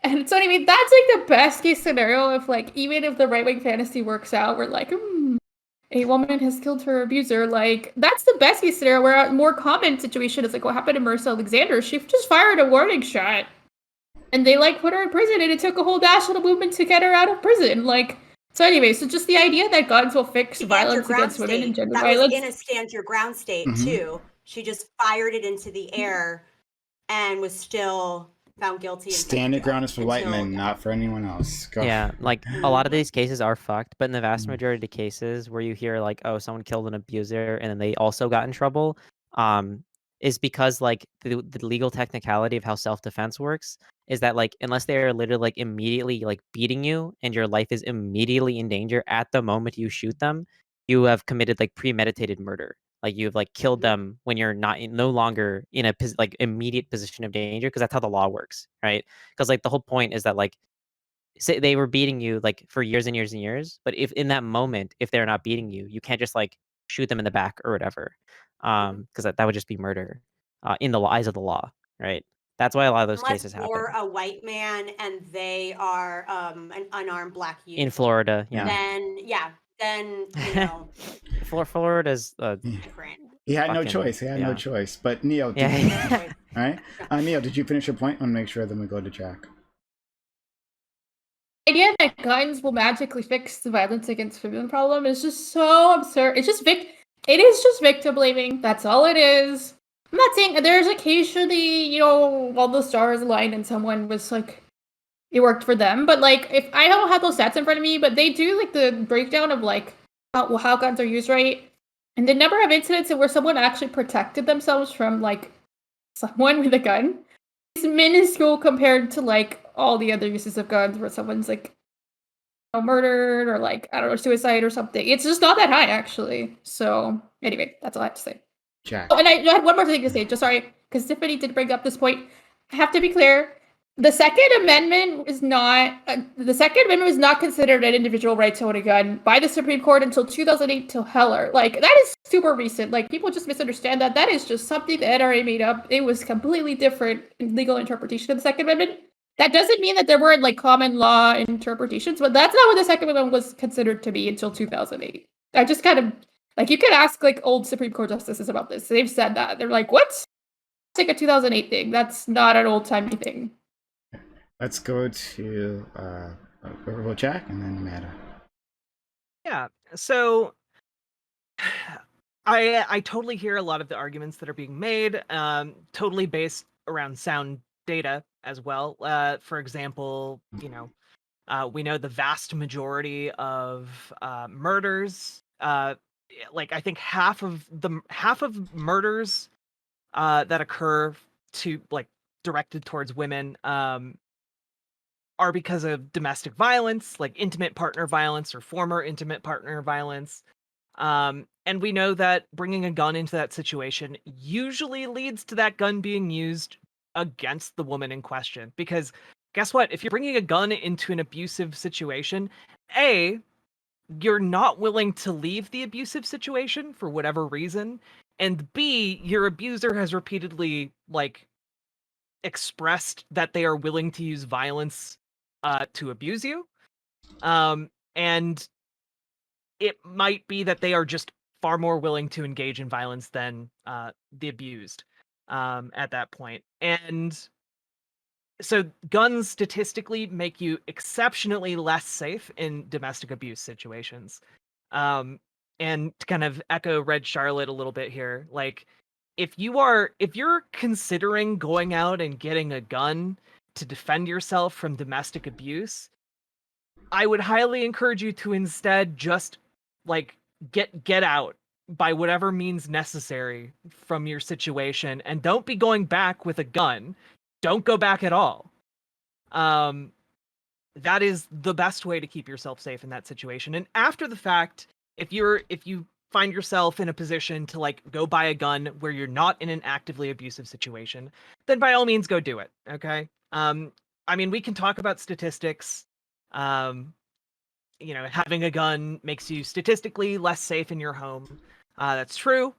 But if you feel you need a gun to protect yourself against your former abuser, I think that is totally fine in the United States as laws currently stand. But if we're going to talk about like how we can make people safer with like gun legislation, Maddie was kind of talking about this in her opening statement, talking about how there are common sense things that the majority of Americans agree upon. And when I say the majority, I'm talking like 75% and above of Americans agree on these things. Requiring a license before gun purchase, creating a system whereby a judge can be like, hey, you were convicted for domestic abuse, you can't have a gun. And I know like a lot of pro-gun advocates are like, well, Switzerland has a really high rate of gun ownership. In Switzerland, they deny you the right to own a gun if you've been charged with like, illegally consuming alcohol. So like, if we're gonna look to Switzerland for like advice on how to implement gun laws, I mean, maybe that's a place we should start there too. Also, like 83% of Americans agree that background checks should be put in place for private and gun show sales.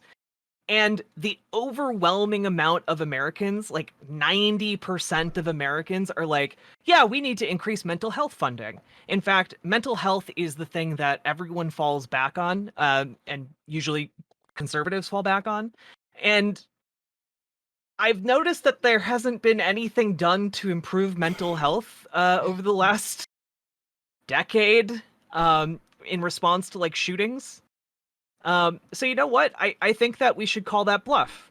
Rather than like trying to somehow magically get every gun out of circulation, let's get Medicare for all so that people get the mental health care they need free at point of service, so that, then we can take that off the table as like a deciding factor, and then we can revisit the gun discussion later.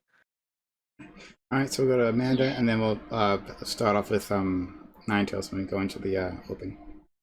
Yeah, so I have a whole lot of thoughts on everything, not just a lot of what people have said, and so bear with me. As we know, I jump around a lot, but friendly reminder that vaguely linking mental illness and gun debates is extremely harmful, because a lot of people have mental health issues and they don't go and commit mass murders. The other thing is, so I am a survivor of. They can commit suicide though. Yeah, I have that written down actually. I'll Oh, get to that yes. later. Yes, thank you. Sorry. You threw me Yeah, off there. the mental health issue is mainly directed towards suicide, not to like mass murder. So I just want to clear Gotcha. that up. Yeah. Yeah. Okay. Thank you. Okay. Thank you. No. And so I'm a survivor of gun violence, domestic violence as well. I posted in chat and then also in our chat here, my story. So I worked with be a hero in regards to the Violence Against Women's Act, and my story shared in a video. And then I also wrote an op-ed that was published in the Gazette. The whole thing with domestic abuse and gun ownership and stuff, most often when so you're most vulnerable of being murdered by your domestic abusive partner when you try to leave. So leaving is not easy. Leaving is actually dangerous. We do not have enough social safety nets set up, and often those safety nets are they're not safe. They're also not safe for environments. It's also hard when you have kids, because then you have to deal with other state agencies getting involved, like Child Protective Services. But I kind of changed my position last night in regards to where I stand on guns. And it was after I had a conversation with B More. So shout out B More. Thanks for the enlightenment. And I hope I don't do disservice to his argument, but he was explaining to me that from a application approach, that legislation for gun reform and stuff will negatively impact marginalized communities and people of color. And so, like, hold on, let me gather my thoughts. I'm sorry. So pretty much states and counties are deciding to not enforce future gun laws. They're referred to as Second Amendment sanctuaries, and these communities are predominantly white. Future laws and the way that we have addressed them now are bound to disproportionately affect Black people. And yeah, so pretty much the way that most lefties, liberals, Democrats, I don't know, go about addressing this situation will ultimately end up negatively impacting Black people. And so I think that when we look at this, we need to look at it through all lenses and all applications. And I don't have an answer. Like I said, I just recently somewhat changed my position in regards to this. I also think that, like, the whole ban on the AK-47s that everyone's always talking about is silly, because almost any gun can be turned into an assault rifle these days with I don't even know what they're called, but just sticking Auto certain sears, lightning, links, whatever. Yeah. ATF, if you're listening, don't come after me for telling No. people about those. Yeah, no. So, like, banning one type of gun isn't going to solve anything. And I think it's an issue that needs a multifaceted approach in regards to, healthcare, education, just society changing the way that we view things and guns. And also, when we frame this topic, to not frame it as women are weak and we need to be protected by guns. How about men just stop harming women? But yeah, I guess that's all for now. Thanks so much. Okay, let's go to Ninetales, then Tiffany. Yeah. And then Jack, too. You muted, girl. So one of the things I forgot to point out is that, Maddie, okay, don't laugh at me, okay? I saw that. But yeah, one of the things I forgot to point out is that, like, as a trans woman, if I shoot somebody, I find it highly unlikely that the cops are just gonna, like, believe me right off the bat. In fact, a lot of trans women, when, like, accused by, like, I'm just gonna give a personal story of a friend. I'm obviously not gonna name names and stuff, but they were assaulted by a guy, and then their partner stood up for them and said that the guy was just defending himself against a trans woman. He, like, groped her, and, like, we're like, are these real? That kind of thing. That actually happens way more than it should be. And yeah, the police, it took their sides until finally a female officer stepped in and was like, yeah, this seems like, you might not be lying here, kind of thing. So I definitely am glad to hear all of the like, let's stop infantilizing women, let's stop victim blaming stuff because we need to stop doing that. There's better ways to treat these things, and it's got to be a holistic effort. Like with what Jack pointed out, like yes, we need to address psychological issues, stuff like that. But on the political side of things, just statistically speaking, we want less guns out there. Even if like if we do A, B, C, and D and put that out there across different states, and we only get to E, that's still better than being stuck at A. So that's what I hope for. Sure. I think I was gonna say something about that too, but I lost it. All right, it's fine. But let's go to Tiffany. Yeah, I just should probably clarify. Like, I agree with every single one of the people here. I agree with Red. I agree with Nine. I agree with Maddie. I agree with Josie. I agree with everyone. Like I've done the research. I know all the same things you keep bringing up about suicide rates and domestic abuse. And if I could eliminate guns in America entirely with like the snap of my fingers, Thanos style, I probably would. I'd take that opportunity. However, despite all the studies and statistics, guns aren't going anywhere anytime soon. It's impossible at this point. That being said, I do want to mention that I am all for comprehensive gun legislation and regulation to protect as many people as possible, despite living in a country of guns, such as not being allowed to sell to mentally unstable people or people who have a history of violence, especially domestic abusers. To have a better, more thorough background check. All better training, on how, not just how to use the gun, but when to use the gun to limit accidental deaths. There are people who will fire the guns in their home and kill a loved one, mistaking them for an intruder. So we should limit that. I'm all for stuff like that. Still, though, if guns aren't going anywhere, then I would prefer that most of them not strictly be in the hands of the right, who are often the perpetrators of domestic terrorism and mass shootings. I'd rather have them in the hands of people who align with me ideally and morally, leftists. I trust any of you with a firearm over any righty that pops in these kind of panels. So that's my take. All right. And I hope you do realize we can't legislate that, though, right? That's impossible to legislate having guns only for people with left-wing views. No. I never said that. I said I just we should wanted to make sure you're normalize consistent. we should normalize leftists owning guns, because if more guns should have, more leftists should have guns, because the right's just fucking stockpiling them. I just told you the statistics earlier. I think I still have it pulled up about how many people on the left and right in the United States own guns, and we're not even they're not even counting actual lefties. They're counting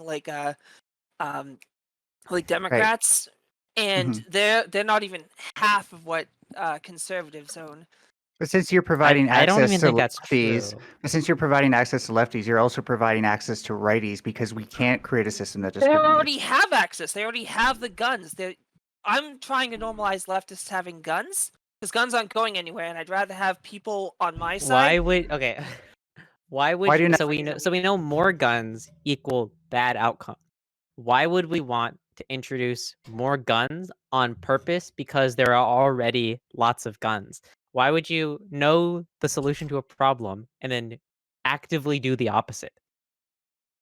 What, you mean not giving more people guns? No, promote people buying more guns.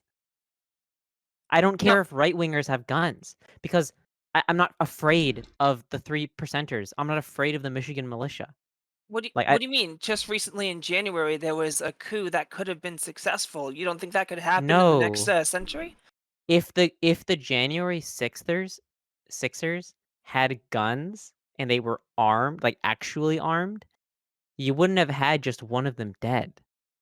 They would have been fired upon. It is a miracle. No, but Everyone expected in the NatSec community expected them to open fire on those motherfuckers, but they didn't, because they had so much restraint, because it wasn't necessary to deter them from accessing the congressmen and women by killing them. If a bunch of people ran into the White House lawn when the president was there, You wouldn't get the same treatment even if you didn't have guns. They will fucking kill you. Like, why do you like if they had guns on January 6th, they could have killed a couple of congressmen and women. They wouldn't have overthrown the government because that's not what they were there to do, and then they wouldn't have the ability to overthrow the government in that moment. They were going to stop the certification of an election result. Yeah, I know, but they were going to kill a lot of the people in the Senate and the House. It's if like they got so close to doing it. I mean, they botched it really bad, but the idea that there can't be a coup that's successful in the future is not out of the realm of possibility, especially within the next century. Like, people in America think that we won't have like a social Sure. collapse. Sorry, I don't want to get too far into this. I want to like focus on the women and guns thing. So like before, so if you have anything else to say on that, I'd love to hear it. But okay, so let's go to Jack. Who's been waiting, and then Neo. I think you had your hand up. Yeah, so just a few stats here. So every month, an average of 57 women are shot and killed by an intimate partner. Nearly 1 million women alive today have reported being shot or shot at by intimate partners, and 4.5 million women have reported being threatened with a gun by an intimate partner. On top of that, when we're talking about this, over half of all intimate partner homicides are committed with guns. And a woman is 5 times more likely to be murdered when her abuser has access to a gun. So again, I just really need to emphasize that introducing a gun into an abusive situation is not good. It would be very bad and not helpful. And it's one of these things that I'm like, maybe if we lived in some kind of like cyberpunk future where you could get like a gun fused into your forearm and like it would never be able to be used against you by like your intimate partner, maybe it would be helpful. But we don't live in that world yet. And as far as like look, I want to be a sexy cyborg, Maddie. It's okay. I get it. I get you. I get you. Girl, same.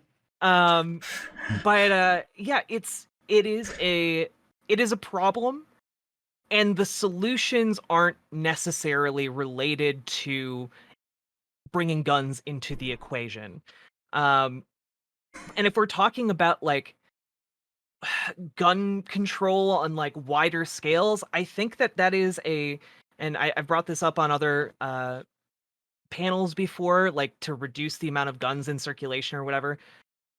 The upcoming problem is that we're not going to be able to control the manufacture and like distribution of guns in the very near future. We already can't. 3D printing has drastically changed the way that like guns can be produced, and that's only going to get easier and faster and cheaper in like the next 10 years. To the point where like you won't have to go to a gun store if you want to have a gun that works. And like any kind of gun that works, like you can just print them at home, or you can get like the one guy in your neighborhood who's like the local gun nut to like print you a gun. And so a lot of like the solutions that are being proposed, like mandatory taking them back or whatever, that these are largely going to be temporary, and I would rather spend my time advocating for better access to mental health care for people who are likely to harm themselves. And I would rather spend my time advocating for these reforms that are going to continue to be useful. And then once we have these reforms and take away talking points from the conservatives about like, oh, it's the reason mass shootings happen is because of the mentally ill, even though a recent study came out indicating that only 8% of mass shootings are perpetrated by people with serious mental illness. Let's take away that talking point. Let's use the political capital afforded by that talking point existing in our society for the past 20 years since Columbine, and actually do something good with it. And then we can come back to the table and try and address that problem when people actually have mental health care, because at least that would actually help people. 3 things. One, Josie had her hand up, so we're gonna go to her next. Charlotte, you had asked me to remind you of the random gun violence, like ending that, or sort of random assaults, ending that completely. I'm not sure if you addressed that point. No, we haven't done it yet. Right. Okay, then I'll go to you Oh, you afterwards. said I was Sorry, supposed to Nia? go after Jack. Oh, I'm sorry. I was supposed to go after Jack. Okay, sure. I'll go to you, Nia. So we'll go to Neo, Josie, and then Charlotte. And one last thing. You know what my happiness is? My happiness is watching Maddie, not when she's talking, but when she's just doing random things. Just like pay attention to her, like listen to everyone else, but just like watch Maddie just do things. It's a shame that I'm wearing long sleeves, because I was like, who needs guns when you got these guns? And I was showing off like my I think it's a deltoid. I don't know muscles. But you know what? I'm not a fucking doctor. So. Okay. Sorry, Nia, didn't mean to skip you. Go ahead, Nia, please. Yeah. Sorry, just wanted to respond to the argument that Amanda made, or that her friend convinced her. Just get so okay. I'm a woman of color. I get so frustrated when I hear this talking point about, oh, we shouldn't enforce gun laws or whatever, any law, because it will disproportionately affect color. It would be, any law will be enforced that way. It doesn't change it's whether the law is important enough to have in general. That you have to think that will always happen. But I hear that talking point a lot, but I don't really hear it from women of color. I hear it from like men of color, sometimes white men, sometimes white women. Because like if you were I'm like from a poor neighborhood that's like Latino and Black originally. Like, no, it's just like people of color in general, particularly Black and Latino people, are much more supportive of gun control than white people. And it's like, I don't know, it just seems like a patronizing argument to me, honestly. Like, I live in a neighborhood, who are the bad? I mean, obviously there's capitalism and, the structural stuff. Who are the bad people in the neighborhood? I hate to call them bad people. But, like, the people who, like, terrorize, poor Latinos and Black people, or other Latinos and Black men. Like, there are structural things we can do to make that less of a thing, which is what I focus on. But just, like, I really find that, I'm like, people of color support gun control far more than white people in general. And it's not like, oh, like, we shouldn't control guns because poor Black men or poor Latino men will suffer. Like, that's a very patronizing argument to me. Like, it holds no to water to me. I think when you talk to women of color, it's like so weak. It's like, no, it's like, it's like because this argument is trying to protect men of color. There's this whole thing that happens, so like where I'm from, the primary form, instead of having class solidarity in the US, you're likely to have race solidarity. Okay, it's just how things are. Like, that's how I grew up. People understand when you grew up in the ghetto. They're like, yeah, we're oppressed by white supremacy. Like, that's just very obvious, because it's like skin color, it's a very easy thing to see. Whereas gender solidarity is like very difficult, believe me. It's not like, oh, we're all sisters thing. And so anyway, so like, people just don't think about what's good. What is that bell hooks thing, center Black women or like other marginalized women? You think about, how would this affect women of color? And you're like, wait a minute, this would be something that would be like making the lives of certain Black and Latino and whatever men, like just marginalized men. You're saying marginalized men easier because, like, I don't know if they would. I mean, it's not easy, so I don't even know what the point of this argument is. But like, it would just make the lives of certain men better, but it would make the lives of women of color worse. Like, why would you? It's just a bad argument. It is just it's like a very patriarchal framing of like, oh, the poor men. Like, it's interesting because that hierarchy continues even when you're talking about people of color. It's just like, that's why Josie brought up the good point earlier where like nobody, like the Republicans are holding up the Violence Against Women Act entirely because they don't give a shit about Indigenous women. They're like a little bit about also there's something about the boyfriend loophole, but they're just like, we can't let non-Indigenous men be subject to like being able to be arrested by Indigenous police. That's just outrageous. Like, it's like a thing to always think about when somebody brings that up of like, let's protect men of color, is to ask yourself, how would this affect women of color? So that's just a weak argument to me. And I just wanted to bring up Tiffany, I understand your argument. It's a valid thing to feel, but I was just going to remind, like, people have reminded me, there's a lot of I don't know if they're leftists, but there's a lot of left-leaning veterans who would really help us out if the right wing started like a civil war. Just so you know. Jack, did you have a direct response? Just real quick, has anyone considered that the Second Amendment might have had a typo, and the meaning was actually the right to like bear arms, like the arms of bears? Oh, okay. I would really like that. Like Let's- arms. Family Guy Yeah, sketch. I'm yeah. pretty sure that's a Family Guy skit. Let's go to yeah. Josie. Bear arms. I was I Okay. was waiting for a beautiful point from Jack. I was like, oh, this is gonna be good. Anyway, I think it was the best point of the Look, night. look, they can't all be Not winners. that was beautiful. Like Yeah. beauty's in the eye of the beholder, Prime. Yeah. We talked about this the other week. Josie, Charlotte, Yeah. and Ninetales, and then Tiffany. Okay. All right. So I don't wanna dogpile Tiffany because I love you and you said that you agree with everything and I believe you. And I believe that everything's in good faith. So I just wanna say something.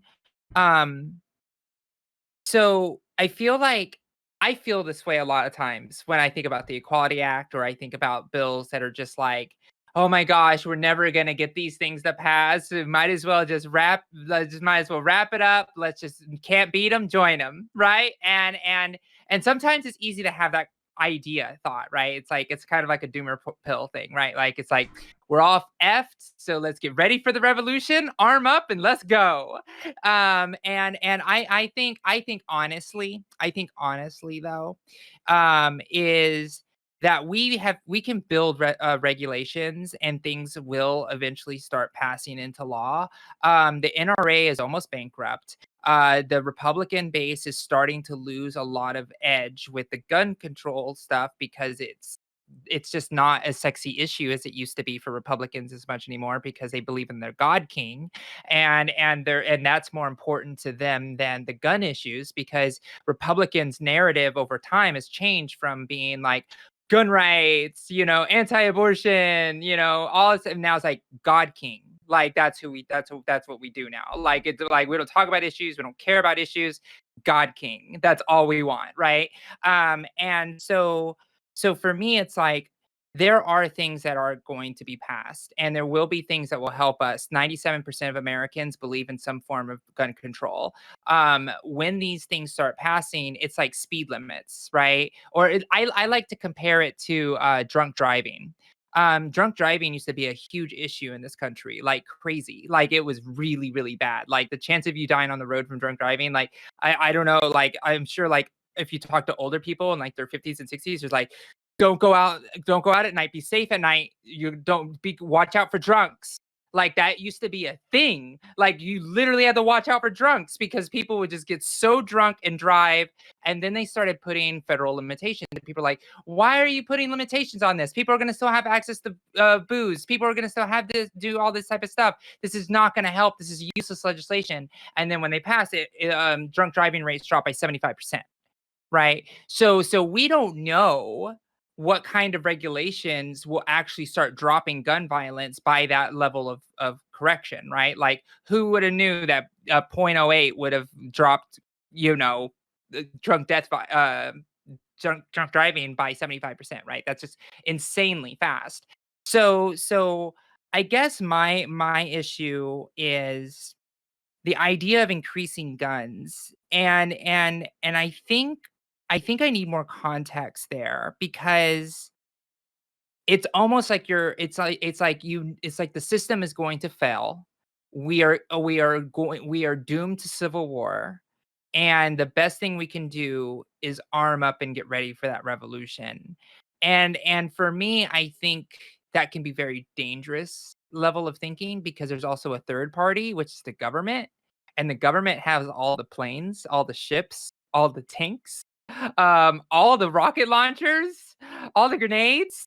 And so like at the end of the day, the government can just say, okay, I'm stopping the Civil War. It's done. Doesn't matter who has the guns. And the little piddly guns aren't going to stop a freaking tank. So that's kind of where I'm at is like Josie, the idea is that. So, but anyways, go ahead. Didn't you hear Madison Cawthorn? Just look at Vietnam. Just look at the Viet Cong, okay?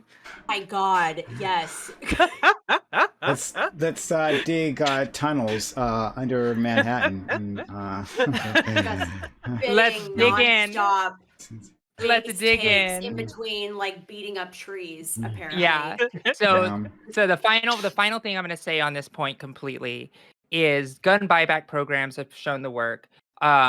Stronger background checks have been shown to work. Red flag laws have been shown to work. Like all of these things have all been shown to work in other countries that have decreased the violence against women, have actually decreased the mass shootings in schools, and actually have made society a lot better. And I truly believe that yes, America does kind of have a gun culture, and I hate it. I'm a veteran, right? And so I know how to shoot a gun. But for me, like shooting an AR-15 should only be a form of like shooting a target. You go to this was actually a policy that I ran in Congress, which is like you would lock up your assault rifles and all those heavy weaponry, and you would lock it up in a gun range that is federally protected. So like all of a sudden you lock up that gun, you put it into the gun range, and then you can check it out, go shoot at the range, and then go back and put it back in the locker. If you want to use the gun as entertainment in that way. I'm pretty strict like that because my sister has had a gun brandished against her, the domestic violence issue.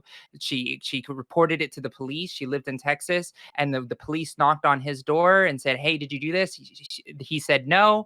They said, "Why did you lie to us?" And they drove away. And so that's the type of stuff that makes me nervous, knowing that I have nieces and nephews, and I know that my own sister got a weapon brandished against her. Like, I want to make sure that those things are protected. And honestly, I suffered from suicidal ideation, and I'm so thankful I never had a gun in my possession. Can I Right? I did it respond to on that? principle. Yeah, but go ahead. All right. First off, Republicans still care about a lot of those issues you brought up that you said they don't. We just spoke about anti-LGBT policies being brought forth by a lot of states. It's not all just about God King Trump. I mean, it's the same with the abortion laws they're passing. So they still very much the right still very much cares about a lot of these issues. And I wasn't talking about like civil war. I don't want to gear up for like a civil war or something like that. And I'm not talking about fighting the military. That's like a lost cause. Like everyone in America could band together to fight the military with all the guns in the world, and they'd be bombarded and destroyed. So I'm not talking about that. I was more referencing something like I was going to talk about this earlier, but Prime reeled me back. I was talking more about if there was a social collapse, be it brought on by climate change, limiting resources, increasing refugees, fighting over water, stuff like that, then I think it might be beneficial to have a firearm, just in case. Like like I said earlier, we think America is like invincible, but the country compared to others is still fairly young, and we could still like collapse. And that was my concern, not about fighting the military or something like that. So let's go to Charlotte, Nine Tails, and Tiffany, and then Amanda. Right, yeah. So a couple of things because it's been a while. So for the first thing, stuff about like random assaults. So like from Hemingway 2015, guns do not statistically like make you more likely to like fend off like injury or death. Like it's there's an insignificant difference, and like guns like heavily deter like property loss, but not more than other methods or no like action taken at all. So like it's useless for deterring home break-ins. And on the thing about gun control and people of color or whatever, yeah, it's like at that point you're just against passing any legislation because in the world we currently live in the criminal justice system we currently live in, all laws that are in any way punitive will disproportionately affect people of color. But that doesn't mean that we shouldn't pass laws because some laws have lots of benefits that will outweigh the negatives. For example, and like states with like more gun control and less guns, their cops kill less people, because they have less of an excuse to kill people. Like, and I'm pretty sure like the amount of in a hypothetical world, if we like bolstered the ATF and started going after guns, start gun grabbing, right? the amount of people of color that would be unfairly murdered by police officers in the confiscation of guns, more people just in 1 year will be saved by getting rid of those guns than the people who will be killed in that process. And like on the point of people of color supporting gun control more than white people, this is from 2010. This is a Pew Research. And I would just assume, I can probably look at a newer one, but I would assume the proportions, even if black people became more pro-gun over time, the proportions between the races would probably be similar. Hispanic people is the biggest disparity. 25% support the right to own guns versus 75%, which support restricting gun ownership, as opposed to black people, where it's 30 protect the gun rights, 66 control gun ownership, and then white people it's 54 versus 42. It's like people of color overwhelmingly support gun control more than white people. So like it is in a way paternalistic to be like, oh, it will hurt people of color, blah blah blah blah, when they are asking, hey, do this, do this, do this, or whatever. Because like people of color are disproportionately affected by gun violence, because of the like conditions they've been subjected to, like over the generations. Uh, it's just kind of dumb to say that we shouldn't do something because it will disproportionately affect a group of people without taking into account who it will disproportionately aid, which will be people of color. I just need to mention that the conversation that I had with with the person last night is a Black person. And as I stated at the beginning, I'm just learning on this and don't exactly know where I stand on this issue anymore. But I think saying that it's okay to harm one group of marginalized folks in order to benefit another group of folks is just asinine. And I think that maybe we can That's all come to. policy. What do you mean? Of course, All it's all policy. policy. There will be negatives to all policy. Every single policy will have a negative, and you have to decide as a society what negatives are worth taking for the positives that it grants. For example, if you pass like the gun grabbing hypothetical random policy in the future, and say in the process of removing all the guns from society, it kills Black people from the confiscations and the conflicts that arise between the like whatever, right? Kills Black people disproportionately 2.5% times, 2.5 times more than white people. But the policy itself disproportionately saves Black lives like 5.5 times, right? Do you take that policy or do you not take that policy? Do you say, no, we're not going to do this policy because it will kill this group of people, but at the same time you forsake saving the lives of all those people who will die because you keep the guns around? That like every policy, every action we take is like in some form a utilitarian calculus. Like it's just like sometimes bad things happen and they're necessary and it sucks. Like it fucking sucks, but like that's just like Yeah. how it be. Like that's how it is sometimes. Like Yeah. I totally understand and get your point, and I don't disagree with it. I